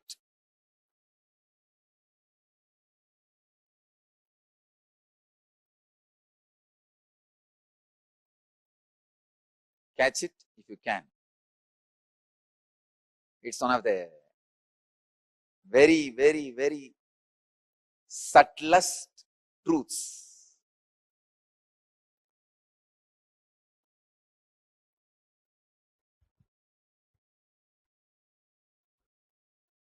The discrepancy between my world and the world in ideological level is conflict. Discrepancy between my world and the world in practical level is poverty and failure. The discrepancy between the my world and the world in the emotional level is depression. The discrepancy between my world and the world in the conscious level is illusion.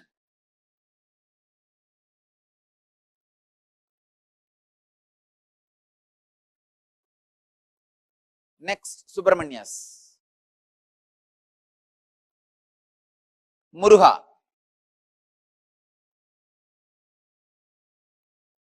First, he goes around the world. As usual, when you go around the world, you will get into an intense rajas. In that extraordinary rajas, when you claim the victory, he comes back to see already somebody has won the game. It is like, we have a very beautiful story about Bharata, in whose name the whole Bharat is named. He suddenly felt he should conquer the whole world and conquers, reaches the peak of the Meru hills, which is mythological basically in Hindu tradition, to establish his flag. When he goes there, suddenly he finds 10 million flags are there. Means before him 10 million people have conquered the world. All their flags are there. He felt, oh God, where did I land? Then Brahma appears and says, oh my son, do not think you are the first one to conquer the world. Before you, millions of Bharatas have come. Millions of conquerors have come. All of them have conquered this world and claimed it is theirs, it is theirs, it is theirs. For this period, you are claiming it is yours. That's all. Then Bharata realizes, wow. That realization, click, makes him go for doing tapasya and In the tapas, he becomes enlightened. How to be in tune with the world and my world. The balancing of the world and my world happens. Please understand, if you don't balance the world and my world, even if you conquer, it will be suppression of the world, it will get back to you as tsunami. The materialistic civilization is conquering the world without balancing my world, which is leading to all ecological imbalances, all natural calamities. Here, just like Bharata, Muruga comes back after going around 3 times the world, sees Ganesha sitting contently, radiating, and that gives Muruga initiation. Click. So he goes to a private place, Parani, stays there and does tapas, by becoming a sadhu. He becomes a sadhu, leaves everything, goes there and establishes himself in my world. When he is in tune with the world and my world, in the tapas in Parani, he becomes enlightened and starts radiating enlightenment to the world. Understand? The world and my world. You need to understand the whole story in right angle. Don't think he went and stood there in anger and Avai came and sang some songs and then he went away back to Shivan. It is a cinematic version. Exactly this is what has happened. Subramanya, when he sees just the success in the world is not the ultimate, you need to balance, understand, tune with my world and the world, then conquer, then go beyond. Without in tune, any effort to conquer the world leads to great chaos in the world and my world. The restlessness in my world, natural calamities in the world. Extraordinary restlessness in my world reflects as natural calamities in the world. Understand? All the civilizations which is suffering with extraordinary attention to the world without balancing my world are suffering with too much of natural calamities.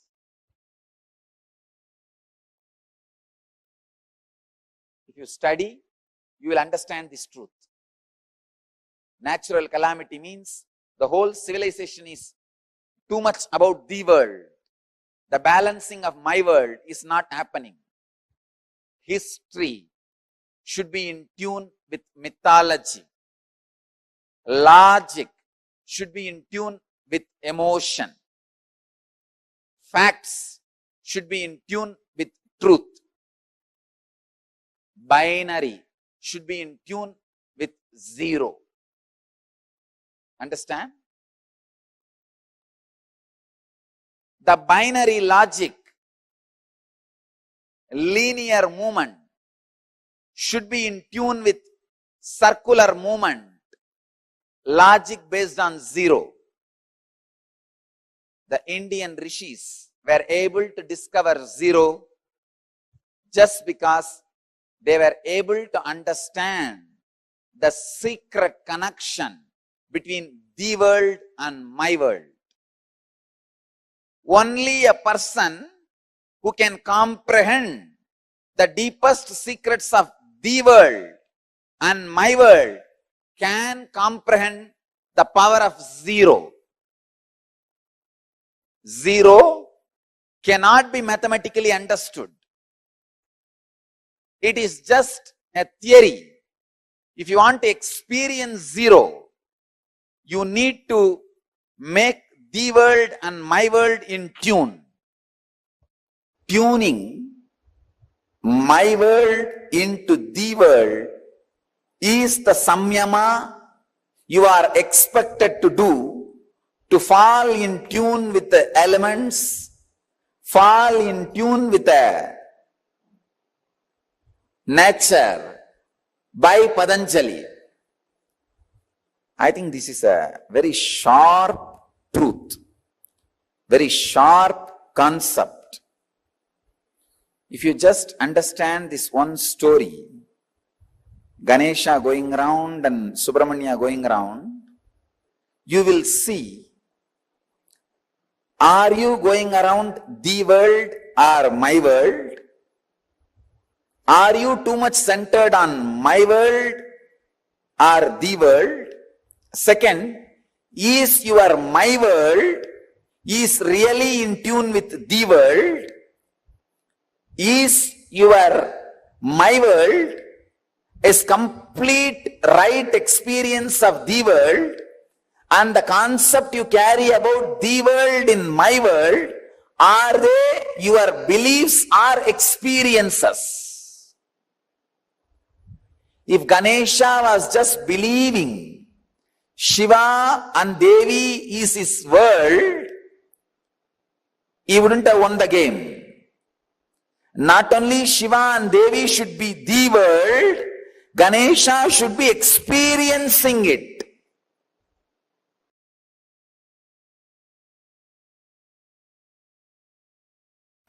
Listen. Completion with yourself is more like a spiritual practice. It is with completion with others, the life itself starts. Listen. It is from the completion with others, life starts. The completion with others, I can say, this was the greatest contribution of Vivekananda. Swami Vivekananda's greatest contribution to Hinduism. He brought this idea of completion with others to the front. Completion with others is a spiritual quality. That's all. It is necessary for enlightenment. Unfortunately,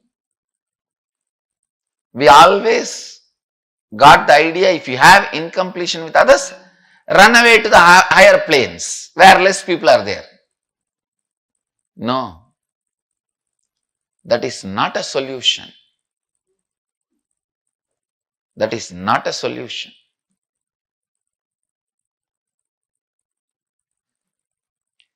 Completion with others is the basic necessity, the basic quality you need for enlightenment. Understand? People sometimes ask me, how do I know whether I am suppressing or completing? If you are able to be in the space of completion with others, you are completing inside you with you also. If you are not able to be in the space of completion with others, then inside you are not completing with yourself, you are only suppressing.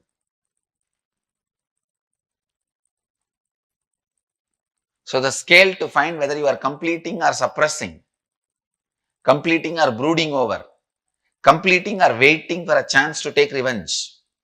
I have seen many people. The name of completion, now I am completing, but I am not going to keep quiet. I will wait for time. When my time comes, I will tell you what to do. I will do what needs to be done. Completion with others is a spiritual practice. Completion with yourself is like Mahadeva. Completion with others is like Devi. Devi is required for the life to happen. That is why in all our temples, I have put Devi along with Mahadeva. I have not put Devi as a separate deity.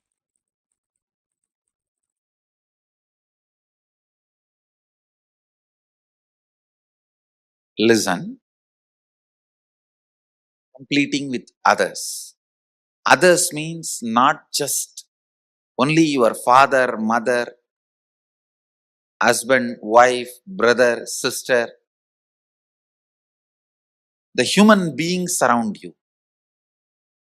We will start the completion with everything with which you are living.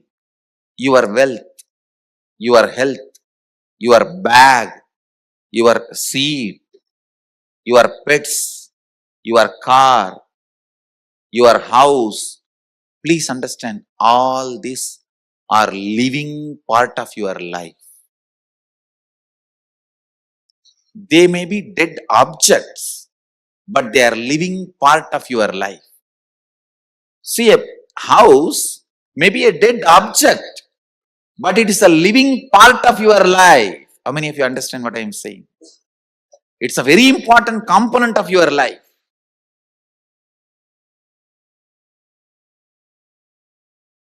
First, we will start completion with all the human beings with whom we are living. First step, completion with everything. With every human being. First thing you need to do is deciding, I have to bring completion with others, with whoever I am living. I have to bring completion with whoever I am living. Even if they don't want, I will stretch my best and I will decide I am in the space of completion. Whenever they want, I am open to have them. I am open. I am going to be in the space of completion. Whenever they are also ready, it will become completely complete. Understand? Completion with others does not mean you are going to apologize to them. No. Apologizing is not completion. Asking sorry is not. So many people were saying, I want to apologize, I am sorry. No. I am sorry is not completion. I am deciding to drop hurting pattern in my life or any incompletion, misunderstanding, anything. I am deciding to drop and I am deciding not to bring them, not to give life to it again. See, past, you can't say you are wrong or you are right. No one can say you are wrong, you are right. It is not apologizing. It is not feeling sorry for the past. No. Deciding, I am dropping this incompletion, hangover of the past, and I will not allow this to happen once more. Completion is actually responsibility, not apologizing. See, apologizing or feeling sorry comes out of powerlessness, but completion comes out of responsibility. Understand the difference. Please listen, see the difference. Now when I am saying you need to complete with your mother, with your father, with your brother, with others, I am not asking you to apologize. I am not asking you to call them and say, oh sorry, oh sorry, oh sorry, bus bus. No. No. Feeling sorry comes from powerlessness. That is not completion. When you call, you explain, this is what has been perceived by me. Here, I am not interested in looking into you are wrong or I am wrong. That will only create more and more anger, hatred and suppressed violence. I am only saying one thing. I am ready to drop the past and its powerlessness, incompletion.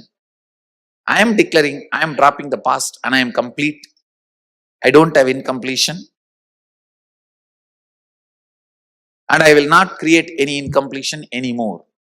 Your decision and declaration, when it reaches them, you will suddenly see they also open up and start coming towards completion. But first, you need to be prepared.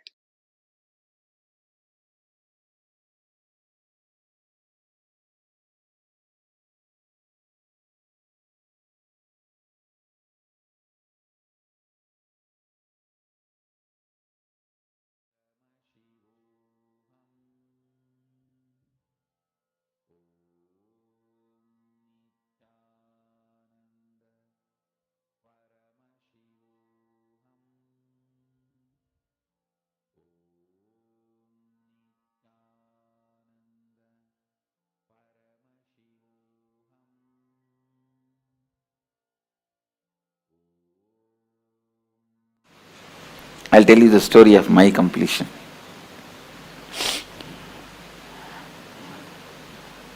See, when I left the house, I think it was 17 and a half. Many times I ran away from the house, and 17 and a half, once for all I ran away. And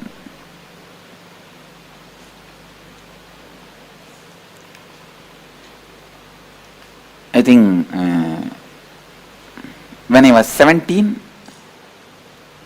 both my gurus, Raghupati Yogi, Yogi Yogananda Puri, his name, and Vibhudananda Puri, lady sannyasini, Kuppammal, her name, both of them have passed away. After they left the body, it was almost like impossible for me to live in that city. See, in that town, every stone is associated with their memories for me. The hill is the place where I spend my time. Temple is the place I spend my time.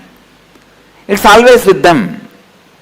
After their death, it was very difficult for me to live in that area, in the same town, so I decided that I will leave the place. Now only we call it as town and all. In those days it was a Pakka village. Pakka village. The whole village is only 5 street. 5 street or maximum I can say 10. 5 to 10, not more than that. Now of course the whole thing is developed and expanded and all that is.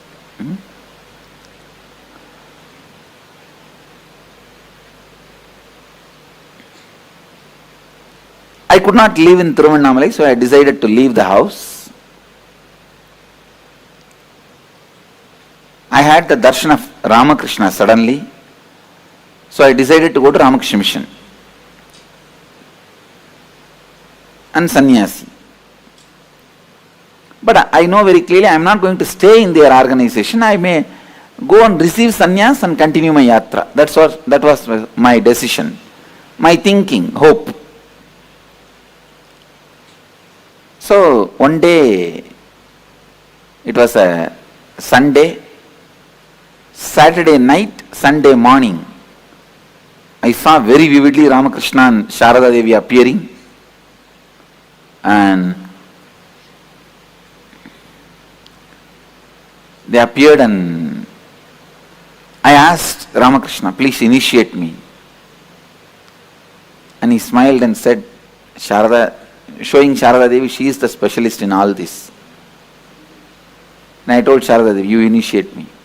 Then I saw very clearly she put her hand on my head and both of them entered into my body and disappeared. So I decided, it gave me a lot of courage and strength to take up sannyas, leave the house. I can say that this was the immediate reason. So I decided I am going to leave the house.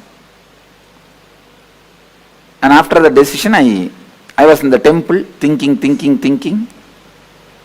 After this dream, I went to temple and whole day I was sitting and thinking. Even next day I was sitting and thinking what to do. Wednesday, Monday, Tuesday, Wednesday, third day, evening I came to my mother. I sat on the door frame. She sat one step below. If any of you talk to my mother, you will understand. Sometimes people ask her, what's the difference you find Swamiji as your son and now? Even I asked her once. She says, I don't find any difference, Swamiji, because even in those days we treated you like this only. We treated you like this only. She will never sit equal to me. And one step below she was sitting. And I was very close with her. Very loving, and I never had any hatred. Very loving. Many times, when I get time, I will go and sit in kitchen with her. She will be cooking, I will be sitting and telling some stories. Had a very friendly relationship with her. And literally, till I left the house, I'll always be sleeping next to her.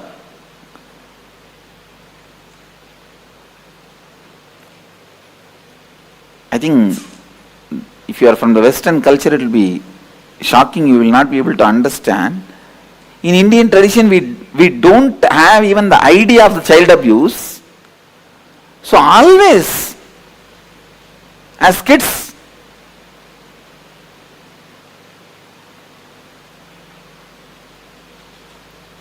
I think now when I listen to the stories, I understand that nowadays, even at the age of 10 or 6, 7, even much earlier, the kids are made to sleep separately.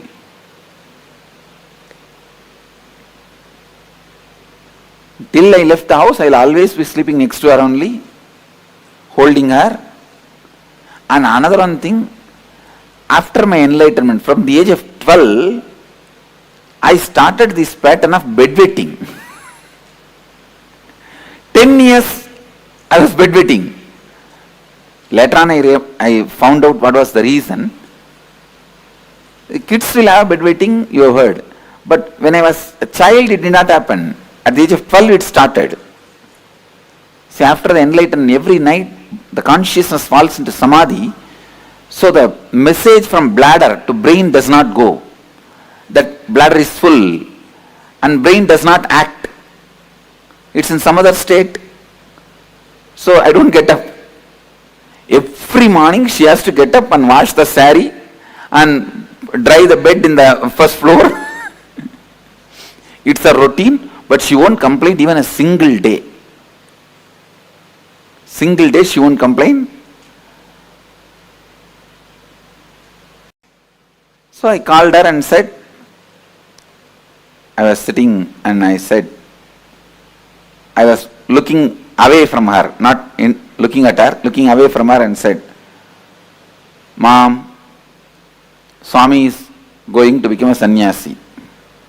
I won't address as me. Only recently I started using this I and me. If you see even my earlier discourses, you will not see anywhere this I and me. It's Ramakrishna style. And only very recently only I started using I and mine. I, me, all these words. Otherwise I will tell only Swami. Even to tell about me, I will tell only Swami. So, if you talk to our Gurukul kids, even they will not say I and me. They will only tell the name.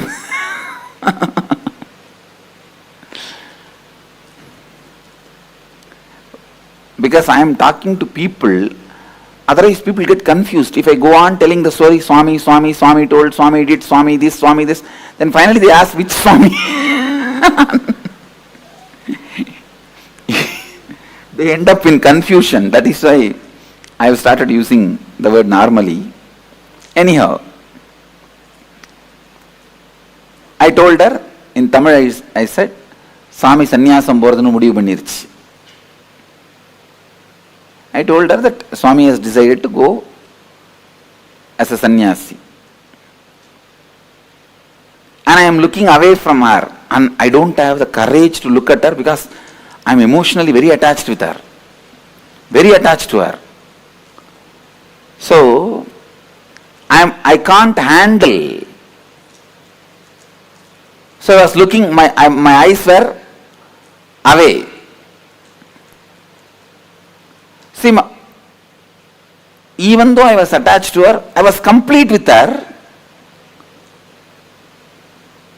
And I was complete with me. So it did not stop me going towards sannyas. But I had a very good relationship with her. I don't know how you guys will understand. Attachment does not mean like the attachment you guys carry, that I will not be able to go for sannyas. It was not against my need or will for going to sannyas. But I cannot see her cry, see her suffer. So I was keeping my eyes away, looking away from her. I did not get any response from her. No words. After a few minutes, as usual, what women will do? Oh! And I am getting that slowly, that sound of she crying. Even then, I did not turn my eyes towards her. And I said, what do you mean? You mean to say I should not go?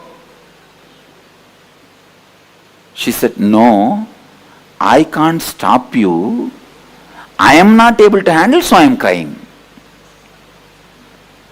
She said such beautifully, I can't stop you. In Tamil she said, சாமி என்னால் நிறுத்த முடியாது, என்னால் handle பண்ண முடியல, அழறேன். எனக்கு தாங்கல, அழறேன். Then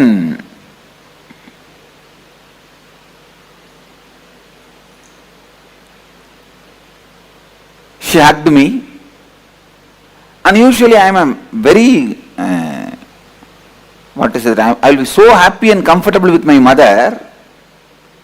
Even while I am sitting in the kitchen, I will be only putting my hands on her shoulder and talking. I was very comfortable.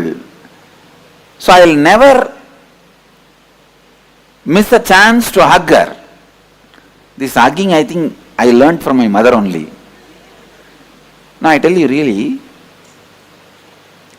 if you are complete with your mother, all women in your life, the relationship will be so complete. If you are complete with father, all men in your life, the relationship will be complete. I was so complete with my mother,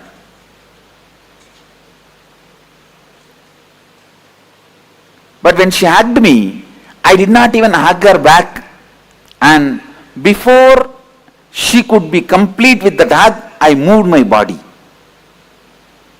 She understood, I don't want her to hug me now. She understood, I'm moving out. She just took her hands off and she moved, and she was wiping the ears and crying. Immediately my father came from behind and said, my father was actually shouting at my mother, did you disturb Swami in some way? Why is Swami suddenly telling he is leaving the house? We are after all taking care of him nicely. And he has no courage to talk to me directly. I turned back. இப்போ யாருக்கு சொல்றீங்க? I asked him, now to whom are you talking? He just kept quiet. No, I did not tell anything. And he went away. And then the drama started. Of course, when I pushed her away, in the half hug, I could see very clearly part of my bio-memory was incomplete. Please understand, part of me was incomplete. See, if she fought with me, I would not have had incompletion. You are fighting with me, come on, I will fight with you, over. She never fought with me. So I could have allowed her to hug me, means I could have done little more care, with a little more sensitivity, with a little more love, because she's not asking me don't go. You understand? She's not telling don't go for sannyas.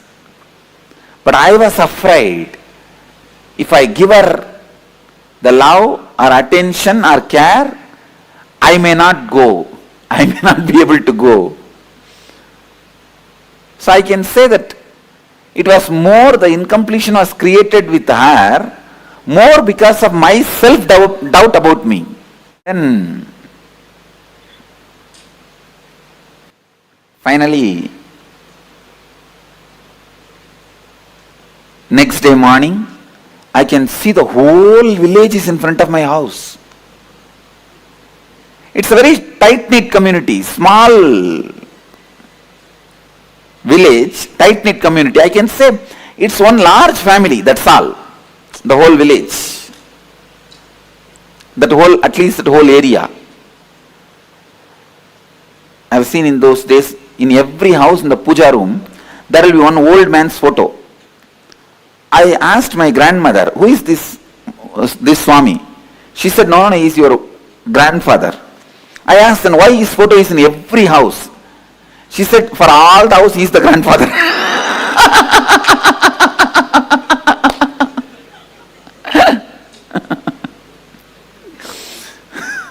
So, no other entertainment. They will have 2-3 wives and no TV also those days. This is the only entertainment. Each house will have half a dozen to dozen. Zamindar means landlords. And I have seen the original house was 80,000 square feet. But when I was born and a lot was sold. They will part by part they sold. But the original house print, I saw in the town plan, still one small bit is there as it is. I am trying to buy, these fellows are not giving me, just to make like a memorial, one bit, same construction is there as it is, the stone construction and the teak wood. Any of you have seen that kind of houses? Soon you will see in Biddi, we are going to do 4-5. It's a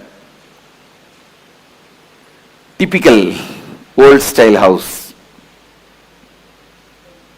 It's a tight-knit family, the whole family is there.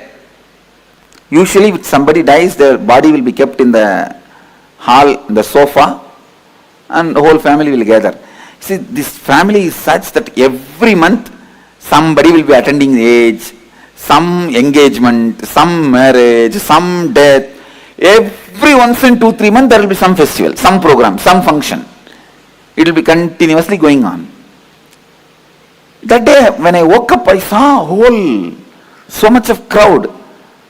I thought, who died? Because there's no other function. I asked my mother, what happened? Anybody died? All of them have gathered?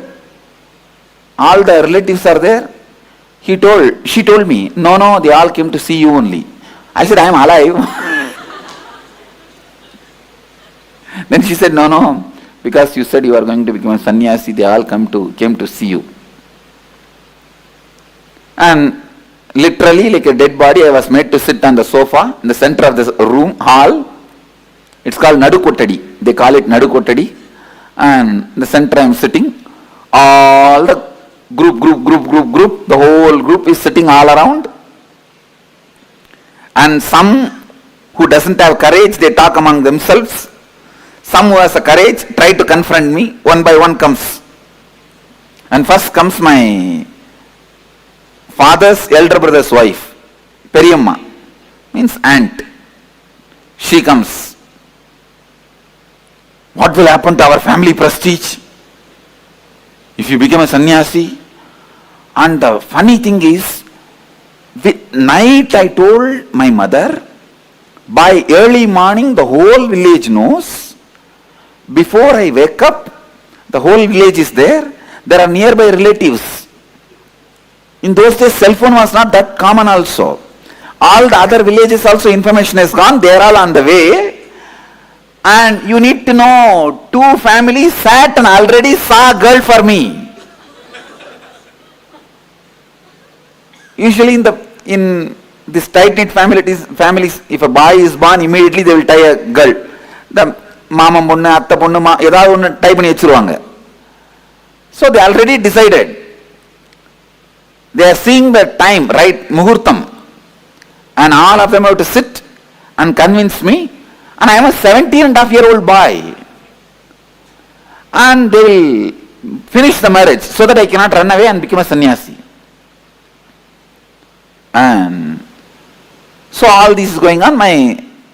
And she comes, see what will happen to the prestige, family prestige. And I cannot live.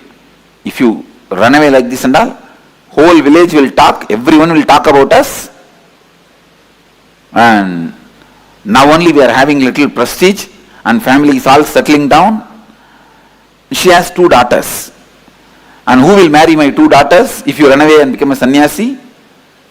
After all, they are my cousin sisters only. If you run away and become sannyasi, nobody will marry my daughters. I will hang with the sari on the fan She told in Tamil, சேலையை கட்டி ஃபேனில் தொங்கிடுவேன் அப்படின்னு. I will hang myself in the saree on the fan. I slowly looked at her and said, she used to be very heavy. And I said, for your weight, the saree will tear, fan will break. You better use the rope on the Uttaram. Uttaram is the beam. You use the rope and hang yourself in the Uttaram. Surely you will die. That's it. And immediately she got angry. What? You are asking me to die? You are asking me to die? Get out of our house. Get out of our house. That's what I told you. I'm going.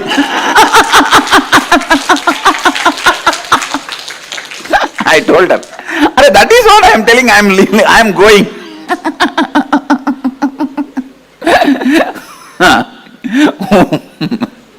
Then comes the next guy. If you are from South India, you can literally enjoy the whole scene. You can visualize the whole scene and see. These fellows are so bothered about what others will talk about us. The whole life goes with that only. And then comes my uncle, means my father's sister's husband. Mama, my uncle, he comes. We are all living in the house and living a spiritual life. Are we all not living a spiritual life? Why don't you do that? Why do you want to leave the house? He is a drunkard. He is alcoholic. So, but I used to have a lot of respect for him. I just put my hands like this only and stood up from the sofa. In Tamil I said, Ada loose. That's the way I started. The loose. நீ காலையில் எந்திரிச்ச உடனே சாராயிரம்னா மூஞ்சி கழுவுற, உனக்கு ஆன்மீகத்துக்கு என்னடா சம்பந்தம்? I spoke in singular. I used to be very respectful, but that day all my kundalini was up and alive. And I said, hey, fool. Loose is the, fool is not the right word. You understand as loose itself. Loose. You early morning you wash your face only with the alcohol. And what kind of spirituality you are talking about? He was so angry because in public, in front of everyone, I told he is alcoholic. Because in the village, even if they drink, they will be very secretly, they will drink. And they will not drink in the house and all, they will drink and come very, and they will have a backside door, they will slowly enter. And that time only that cat will fall on them. It will be very secret. It will not be known to others, especially to kids. In front of public, no one will speak. And even the relatives will not sit together and drink. This fellow will go separately and drink and come. This fellow will go separately and drink and come. In the alcohol shop, even if they meet each other, they will put the towel and cover the face. And because I told him that he is alcoholic in front of the whole group, that's it. Hey, you told me I am a drunkard? Get out of our house. Get out of our house. I said, that is what I am telling.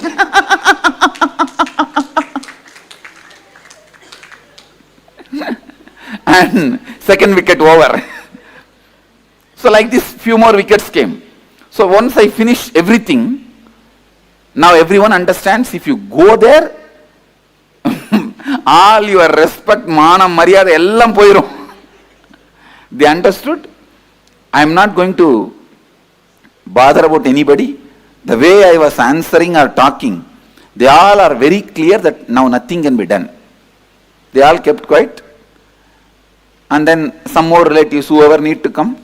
3 days, the whole house was full of these relatives. Some trying to convince me. Some from distance itself they will talk. And the way I answered, they got so frightened. Actually, my uncle's daughter only they were planning. This same guy only I said, you are a drunkard. That's it. Now I means I will not give my daughter to you. Who asked? I never asked. You planned. What can I do? And then they were planning these, that, and they tried to call my college friends. And whether they will be able to give any advice to me. And nothing worked out. Finally, third day, Wednesday I told them, and Thursday, Friday. And of course, even Saturday I was there. Saturday I did not stay in the house, I went out. Sunday I left the house, that's all. Next Sunday I left the house. After that, there was no contact between me and them. They heard once I am in Ramakrishna Mutt, and when they came, I just saw them from distance and went away. That's all. And anyhow, I left the house and traveled and had different experiences, saw the different monks and sannyasis, everything, and had my realization, my life mission, everything. And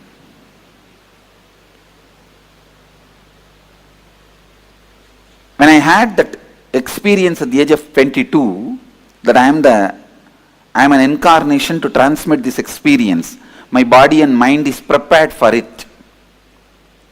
After that experience, it took 9 months for me to settle down normally. If I move the right hand, left hand will not move. If I move the left hand, right leg will not move. The coordination will not be there. If I speak, everything will be stopped. That's the way body was functioning. To settle down and become normal, it took 9 months. So when I settled into the body and became normal, the first thing I felt is I have to complete that biomemory which was left in me as incomplete. So I went back to Tiruvannamalai. Actually, that time I was staying in a place called Kanchipuram, near Kanchipuram, a place called Perukkaranai. And there they take stones for making deities. So there are artificial caves where they removed the stones, quarried the stones. I was staying in one of those caves. Then when I decided, I wanted to complete with her. When I felt I should complete with her, immediately I went back to Tiruvannamalai. I went to the house where they were staying. There I saw nobody is there. And somebody else is having shops. When I went there and asked, I wanted to see Arunachalam and Loganai, my father and mother's name. They said, no, they are not here. They went away. I asked, it is their own house? They said, no. 8 years before they sold this house, they went away. I asked them, where are they? Do you know the address? They said, we don't know where they are. We don't even know whether they are in Tiruvannamalai. We don't have any idea. When I was inquiring, they thought that I am coming there for food, because my mother had a wonderful habit, which is from my grandfather. Every day, she will go and find some sadhus and get them and give them food. My grandmother also had this pattern. Every day, she will go and find some sadhus from the temple and get them, give them food, only then she will eat. My father's mother and mother's father, both of them had this habit. So sadhus will come regularly to have food. So these guys thought I came for food. So they said, we will give you food. I said, no, I just wanted to meet them, that's why I came. So I do not know now where they are. I went to temple and sat there. It's already maybe around night 8 o'clock. I thought in the temple at least some of the friends or relatives will come. I'll see them or they will see me, then I'll ask them. When I was sitting in the temple, first time after 9 months, I felt the hunger. Because I settled into the body. That was the exact day I settled into the body. It was Deepavali day. And I settled into the body. And I think next day to Deepavali, Amavasya, I went to Tiruvannamalai. First time then I thought, what is this? In the stomach something is going on. Then I realized, oh God, it's hunger. Because the 9 months, hunger, thirst, everything disappeared from the body. All human activities have disappeared from the body. No one to. No one to. Means when nothing goes inside, how anything can come out. And even if we eat little bit, I think whether it's completely gets assimilated, I don't know.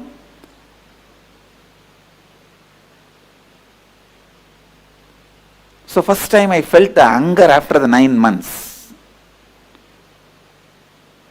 So I was sitting in Tiruvannamalai. It was funny, sitting in Tiruvannamalai, hunger and no food. But immediately, in few minutes, I could see the power of space. The Devi temple priest, he walked straight from the Devi temple and gave the food to me, Nevedyam. I asked him, no, why are you giving it to me? To whom you want to give? Maybe you wanted to give for somebody else and you are mistaking and giving. I told him in Tamil, எனக்கு எது கொடுக்குறீங்க? நீங்க வேற யாரையும் நினைச்சிட்டு எனக்கு கொடுக்குறீங்கன்னு நினைக்கிறேன். Then he looked at me and said, no, eat, and went away.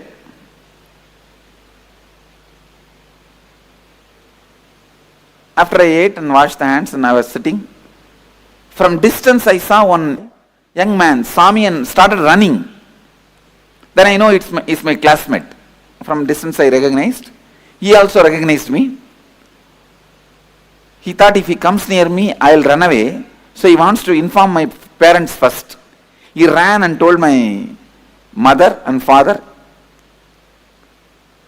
In 10 minutes I saw in my vision space one face coming and standing.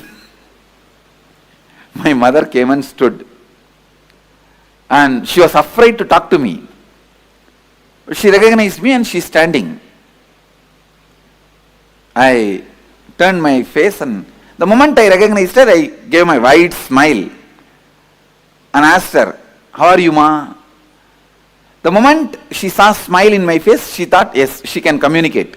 She can relate. And immediately, tears started rolling in her eyes because she's seeing me maybe, 7-8 years or after that. When I left, I'm a kid, now a sannyasi, shaved head, tall, shining face and sharp eyes, lean. Those days I used to be shaved head. And she was standing with tears. Actually, first I only stood up and pulled her and hugged her. And she started crying, putting her head on my shoulder. Cried, maybe for 10 minutes. I just allowed. When she felt complete and took her body out, I saw my incompletion has disappeared. The incompletion which was in me, in my biomemory, disappeared. Understand? The one hug, incomplete hug, which I separated my body, where I pulled myself out, that incompletion, which was in my biomemory, became complete when I hugged her again and allowed her to express the love. Then she said, please come and eat in the house. I said, now I am a sannyasi. If you give Purna Kumbha and offer the food in the banana leaf, like yesterday we served, I'll come and eat. She said, yes, I'll do. Next day she did all that ritual and I went and ate and came back. The moral of the story is, even if you are an incarnation, you have to complete. Understand? Even if you are an incarnation, you have to complete.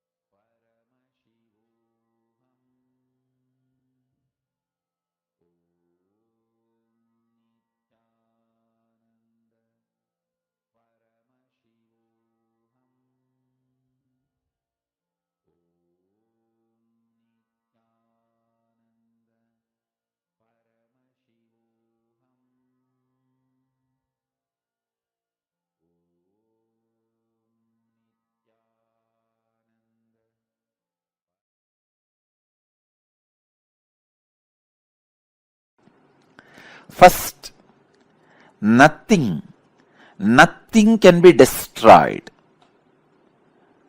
Please understand, none of your actions, thoughts, plans, emotions, words, nothing can be destroyed. Everything is addition to existence.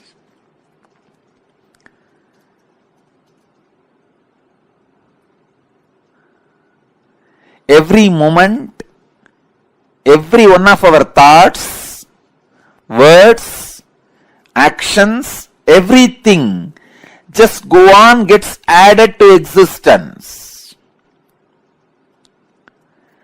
10,000 years ago, what rishis were doing on the banks of Saraswati is still available in the cosmic archives as if it is happening now.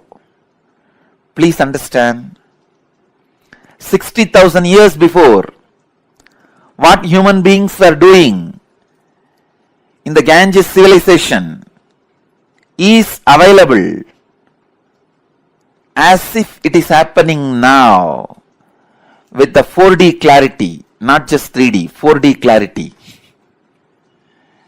Nothing can be destroyed in the world.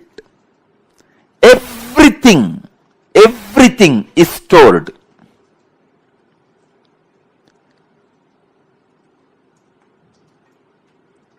Akashic records are the cosmic archives of everything happened, happening, will happen. And one more important sacred secret you need to understand, time is not free as you think, past, present, future.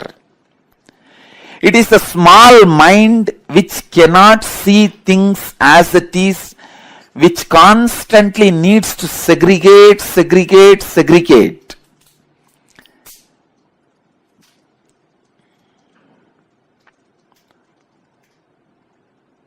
For example, if you keep a fruit basket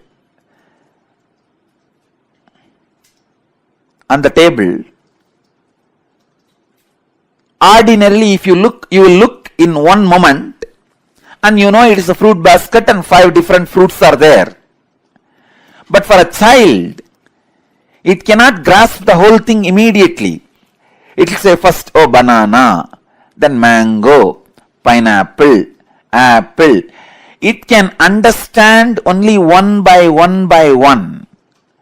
Same way, the past, present, future, in Sanskrit we call it Kala. Only an ignorant mind which cannot grasp perceives as past, present, future, but in truth it is not 3 different things. An enlightened being sees Kala as one entity, one experience, one reality. Continuously, wise men all over the world, again and again, in all religions, repeat this one truth. History repeats itself. Understand, the patterns are same. So it is not even repeating,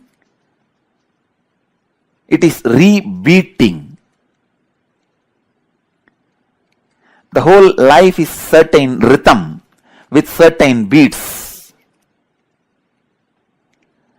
That rhythm is continuously moving. Even the word repeating is not right word. Rebeating is right word. History is constantly rebeating itself.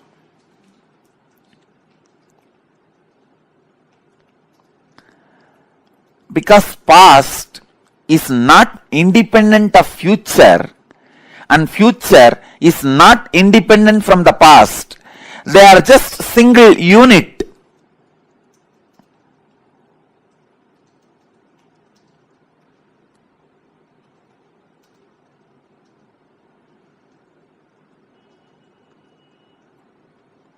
Your innermost consciousness can just experience all three at a time. Simply, it can experience.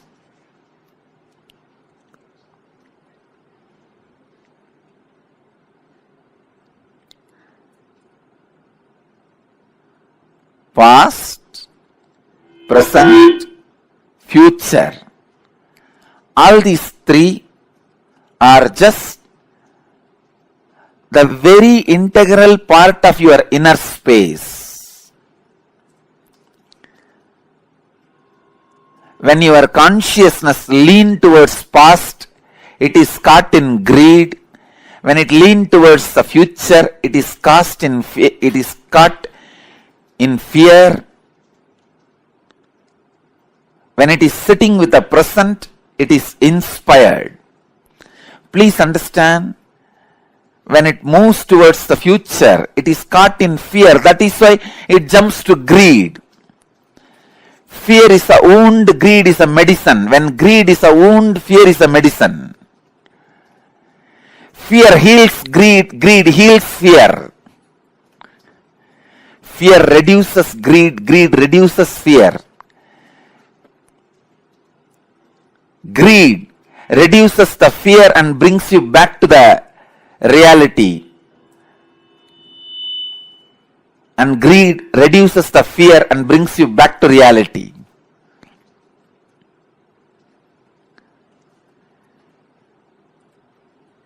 Past, present, future. All three are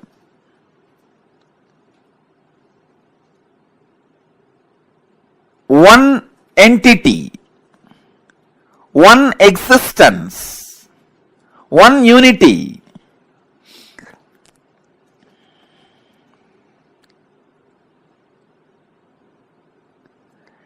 Just with the consciousness which does not get stuck in the fear or in the greed, you can see the whole. You can see the whole. Please understand. You can see the whole.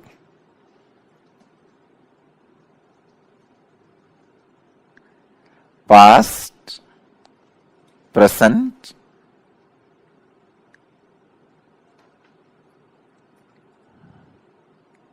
and future.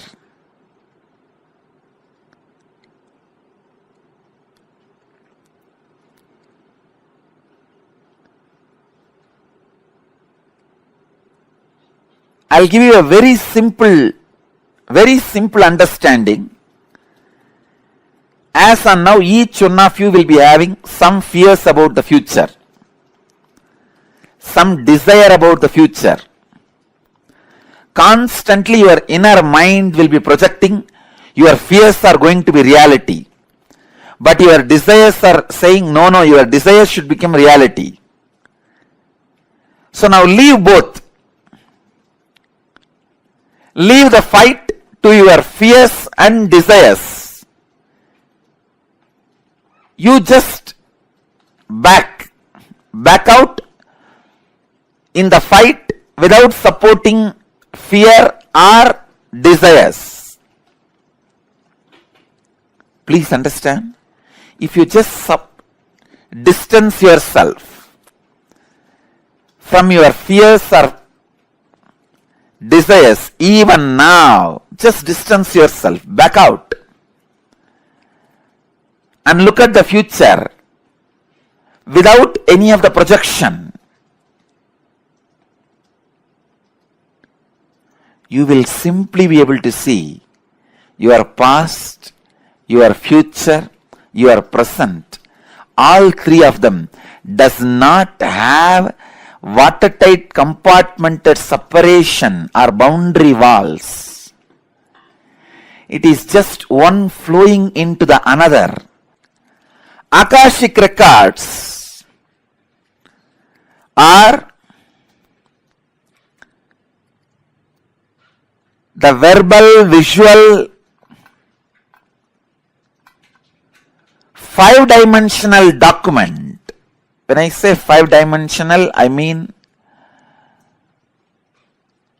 any incident as it is happened, including the smell that was there at that moment.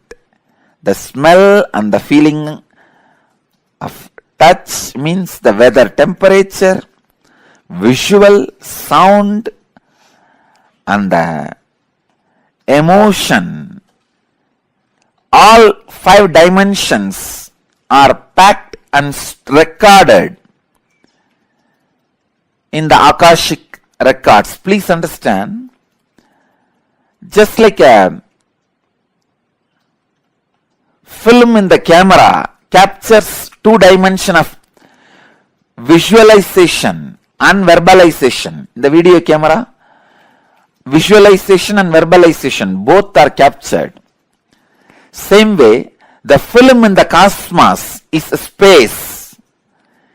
In the space, all five dimensions, sound, visuals, smell, taste and touch, all five dimensions of whatever is happening is continuously getting recorded.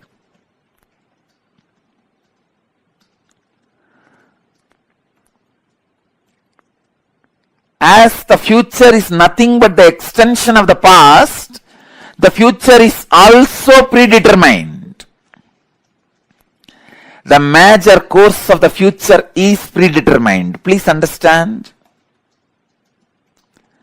In the past, in India, people were sitting on the floor, having plates and eating with the hands.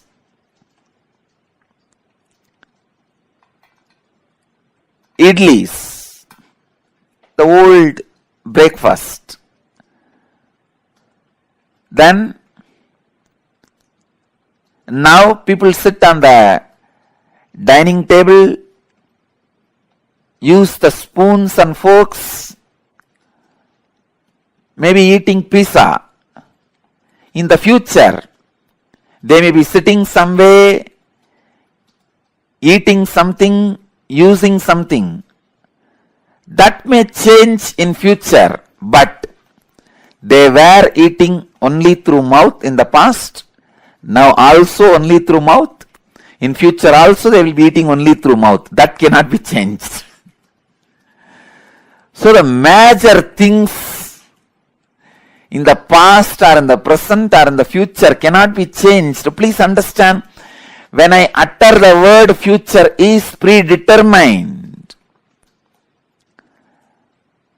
realize the freedom in you. Don't be frustrated. All the frustrating parts of your past can be changed. Only the components and the parts which puts you in restful awareness are predetermined. Let me describe more clearly.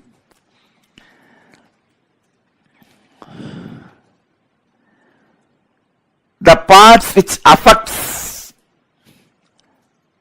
you with fear and greed always have a possibility for innovation.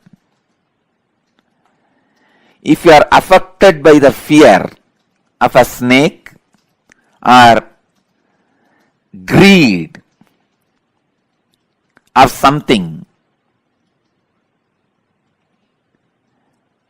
those things can be changed in your future because that is not reality. But there is something which is reality, which always puts you in restful awareness, that cannot be changed. Let me give you one example from Vedanta. I know I am talking about very subtle concepts, very subtle truths. If you are a new person, new visitor, and it is too much for you, I sincerely apologize. But the subject Akashic Records is too big subject. I have to reveal the truths.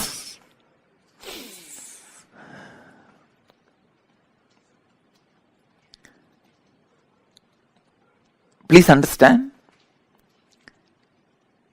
In the dark night, you are walking in a forest alone. A rope is lying on your way. The moment you see first thing, naturally, you will have the fear stroke. It may be snake. At least for a few seconds, you will be in that mood. It is a snake. And most of us, our eyes have so much of power. It will show as if that end of that rope is moving little bit. That's power of our eyes. So you'll have the fear stroke. In few minutes, if you observe that rope very closely, strongly, intensely, suddenly you will realize, no, it is not snake, it is just ordinary rope lying. Then you will just settle down, relax. First, the impact happening on you, that fear. The second, the realization of you relaxing into the restful awareness. So these two components are there in this whole incident. This falling back into the restful awareness can't be changed even in future. The restful awareness is reality that does not change in the past or in the present or in the future.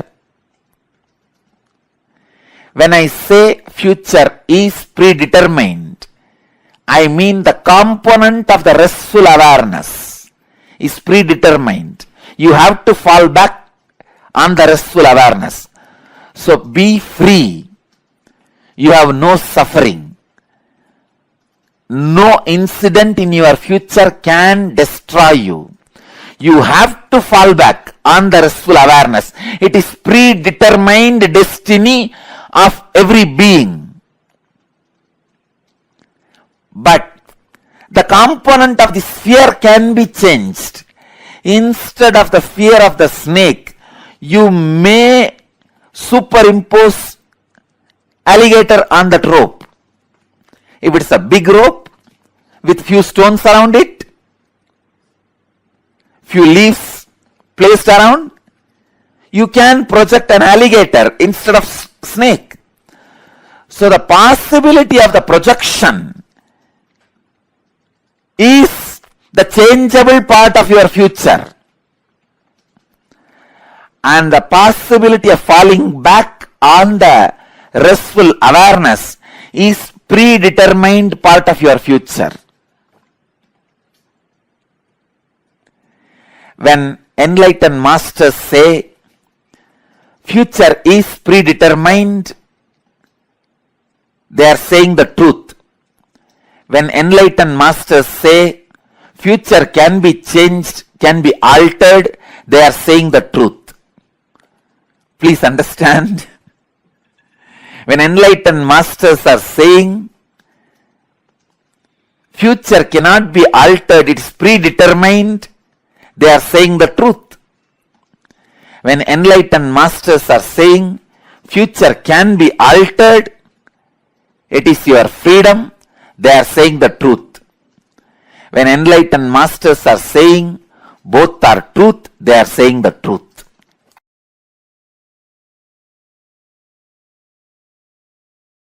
The Akashic records are, it's like a password being handed over to you. All the informations are there and this is the password, please see it, that's all. The Akashic records are like DNA of the universe. Each soul has its own Akashic records and there are collective records of all souls of all journeys. That's what I call all souls of all journeys, is what I call Hiranyagarbha. So now I'll add some of my insights. First thing, understand, all the information you collected through all your births is available in your DNA. Second, you can access some of them just to understand and not to waste the time doing the same actions again and again, thinking you will have the joy end of this action. See, it's like if you have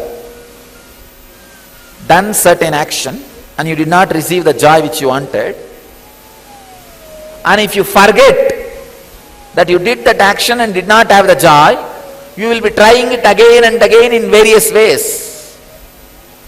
But if you remember, you did this action, did not have the joy, you will not try it again. You will not waste your time on it again. So accessing DNA code, reading Akashic record will be useful in that way for you to become enlightened. Not to waste your time on the foolish things which you are trying to do again and again and again. For example, fighting with the master. You know, end of the day I am only going to win. And even if I let you win, means you are losing the whole game. That is why I am just letting you win, or feeling that you are winning. This is one of the major foolishness. But if you have the access to Akashic record, even once or twice, if you have access to the past once or twice, through your DNA, suddenly you will be awakened. Oh God, how many times I will be doing this same foolishness? It is time. Start living, doing, and no making decision. You will learn the art of surrender. You will learn the art of surrender in your practical life.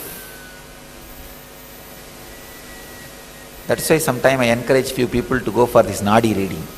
Because this Nadi reading is Akashic records outside your DNA. Sometimes it will not be 100% perfect and you will not have a trust also. Even if they miss one information, did not read properly, because it is so subtle, not only the word, even the interpretation. So subtle, sometimes you will miss one information, that reader misses one interpretation and you lose trust over the whole thing. Try to read the Akashic records inside the DNA. That is why sometimes I read your DNA and tell you, then if you go and see the Akashic record and matches, then you will have the tremendous respect on my word, which I read as your Akashic record, and the Nadi, which is the outside Akashic record.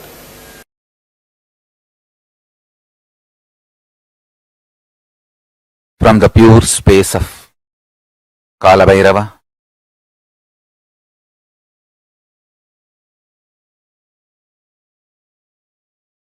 Paramashiva is revealing all these great truths to the world.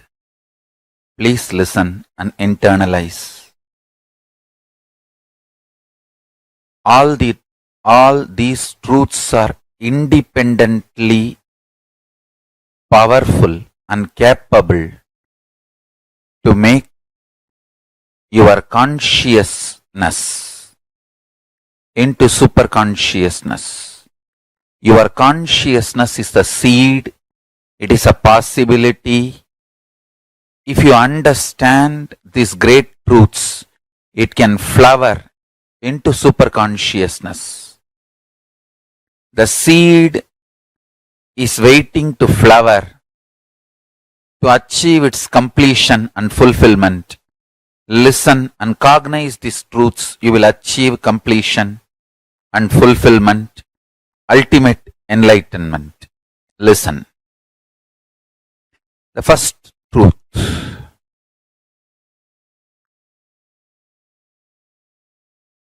Kala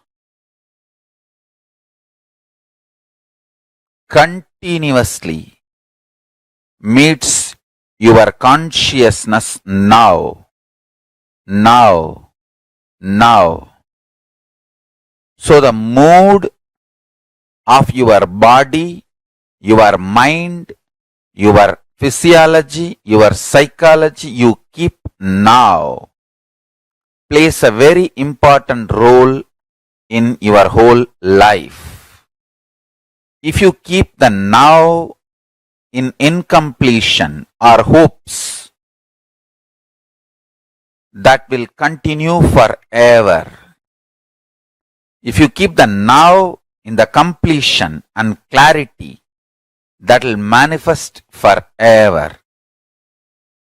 Kala does not meet your consciousness in the past or in the future. He meets your consciousness now, in the present. So, again and again, during your present moment, be in the space of completion. Learn to bring completion to yourself, restful awareness to yourself now, and do not have guilt or worry if you have the influence of the past and influence of the future on present now. Guilt or fear is a one more incompletion that is not going to help. So, not engaging with guilt, not engaging with fear, unclutching with fear, incompletions, guilt is the right attitude. Understand the official attitude towards incompletions, towards guilt, towards fear is unclutching, and all the further manipulation of fears, if you unclutch, life will become worse. All those fears are manipulation of fears. All those multi-level fears do not have the real existence. They are delusion, constantly invading your inner space to destroy the possibility of enlightenment. Please understand. Anyone who comes to simple awareness stops behaving agitated, immature, rough, like multiple personality, all this layered fears, fear, guilt, powerlessness, incompletion are layered. Please understand, this is the Deva Rahasya. They all do not have influence over your present moment. This present moment, you meet the consciousness. Consciousness meets Kala directly. So, any practice you do in the present moment, for example, you declare completion.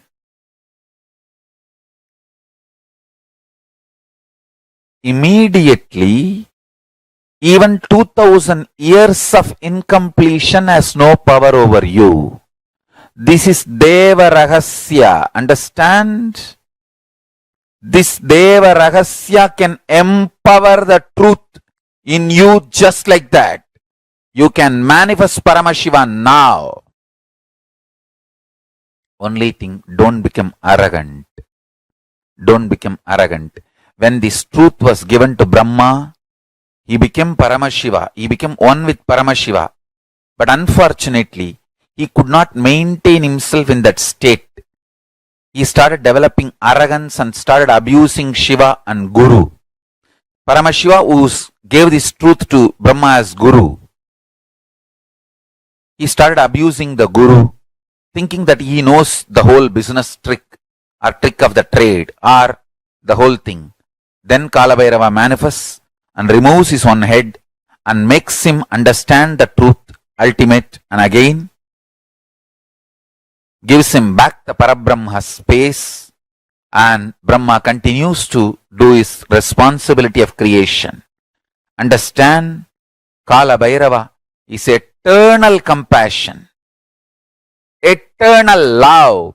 Whenever you express love, even in simple acts, like giving a smile, giving a sweet hug, without calculating, even simple act you do, the strength you feel is Kala Bhairava's strength.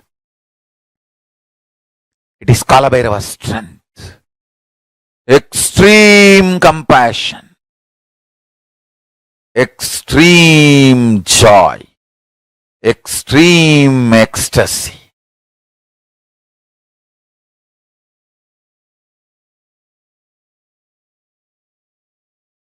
Brings intense powerfulness and strength in you.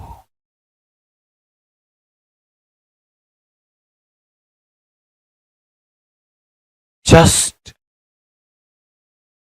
go on be sharing smile and love to anything you see. Hug anything you see. If you don't have any object in front, hug the air. You will build strong body and heavy muscles like Kala Bhairava. Listen. Listen to this Deva Rahasya. Look everything you see with love. Hug everything you see, including the air. You will build healthy, powerful, heavy body and grounded being. Superconscious flowering. Sannyasa is seeing everything you see through love, hugging everything you see. One with everything you see. People, objects, animate or inanimate. In the cosmos, there is no inanimate. In Kala, there is no inanimate. It is a space where the big bangs and black holes, planets, suns and stars and moons evolve billions of years exists and dissolve spontaneously, simultaneously, without gap. Billions of years without gap. Meditate on it. Meditate on it. Meditate on it. It is Deva Rahasya. The moment you understand this, your third eye will open up.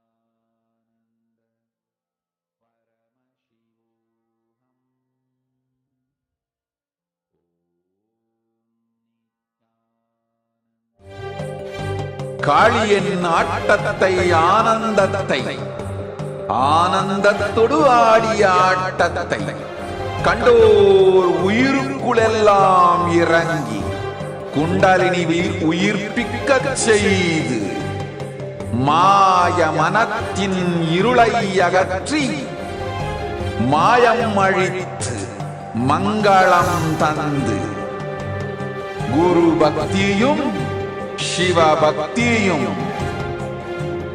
Paramasiva பக்தியும் பரமசிவ சக்தியும் அளிக்கின்றேன். மனமாயை விடுத்து குரு பதத்தை பற்றுங்கள். நித்யானந்தமாய் நிஜாவதாரமாய் வந்துதித்த என்னை பற்றி வாழ்வில் எல்லா நலமும் பெற்றிடுங்கள். ஓம் ஓம் ஓம். யாதுமாகி நின்றாய் காளி, ஓம் காளி ஓம் சக்தி, ஓம் காளி ஓம் சக்தி, ஓம் சக்தி ஓம் சக்தி ஓம் சக்தி. ஓம் ஓம் ஓம் ஓம்.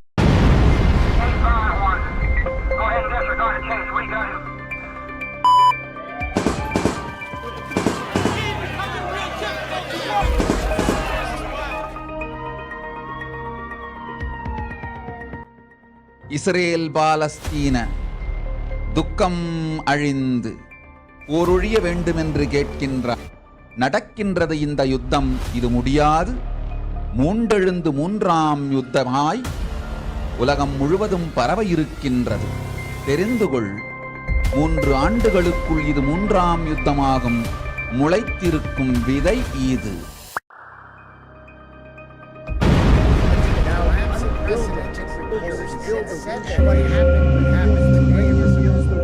We are praying for Israel Hamas war to come to an end and to bring global peace.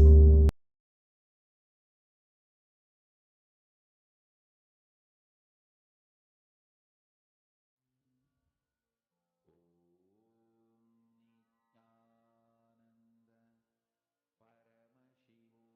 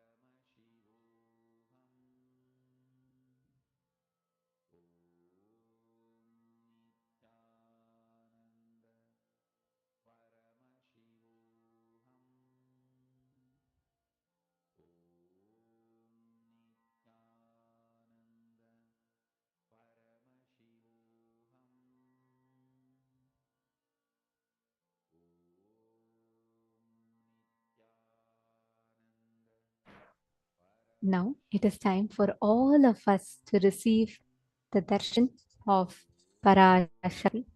Today, before we all receive the darshan, we will be witnessing a very, very important celebration. Today is auspicious occasion of Sharad Purnima, and on this auspicious occasion, the Kailasa temples across the globe is celebrating the Aipasi Annabhishekam, and we request all the participants, every one of you, to please sit and let us all enjoy the Aipasi Annabhishekam. And right after that, we will all be entering into the darshan of Devi Paramashiva Shakti. Now, let us all get ready to witness the Aipasi Annabhishekam.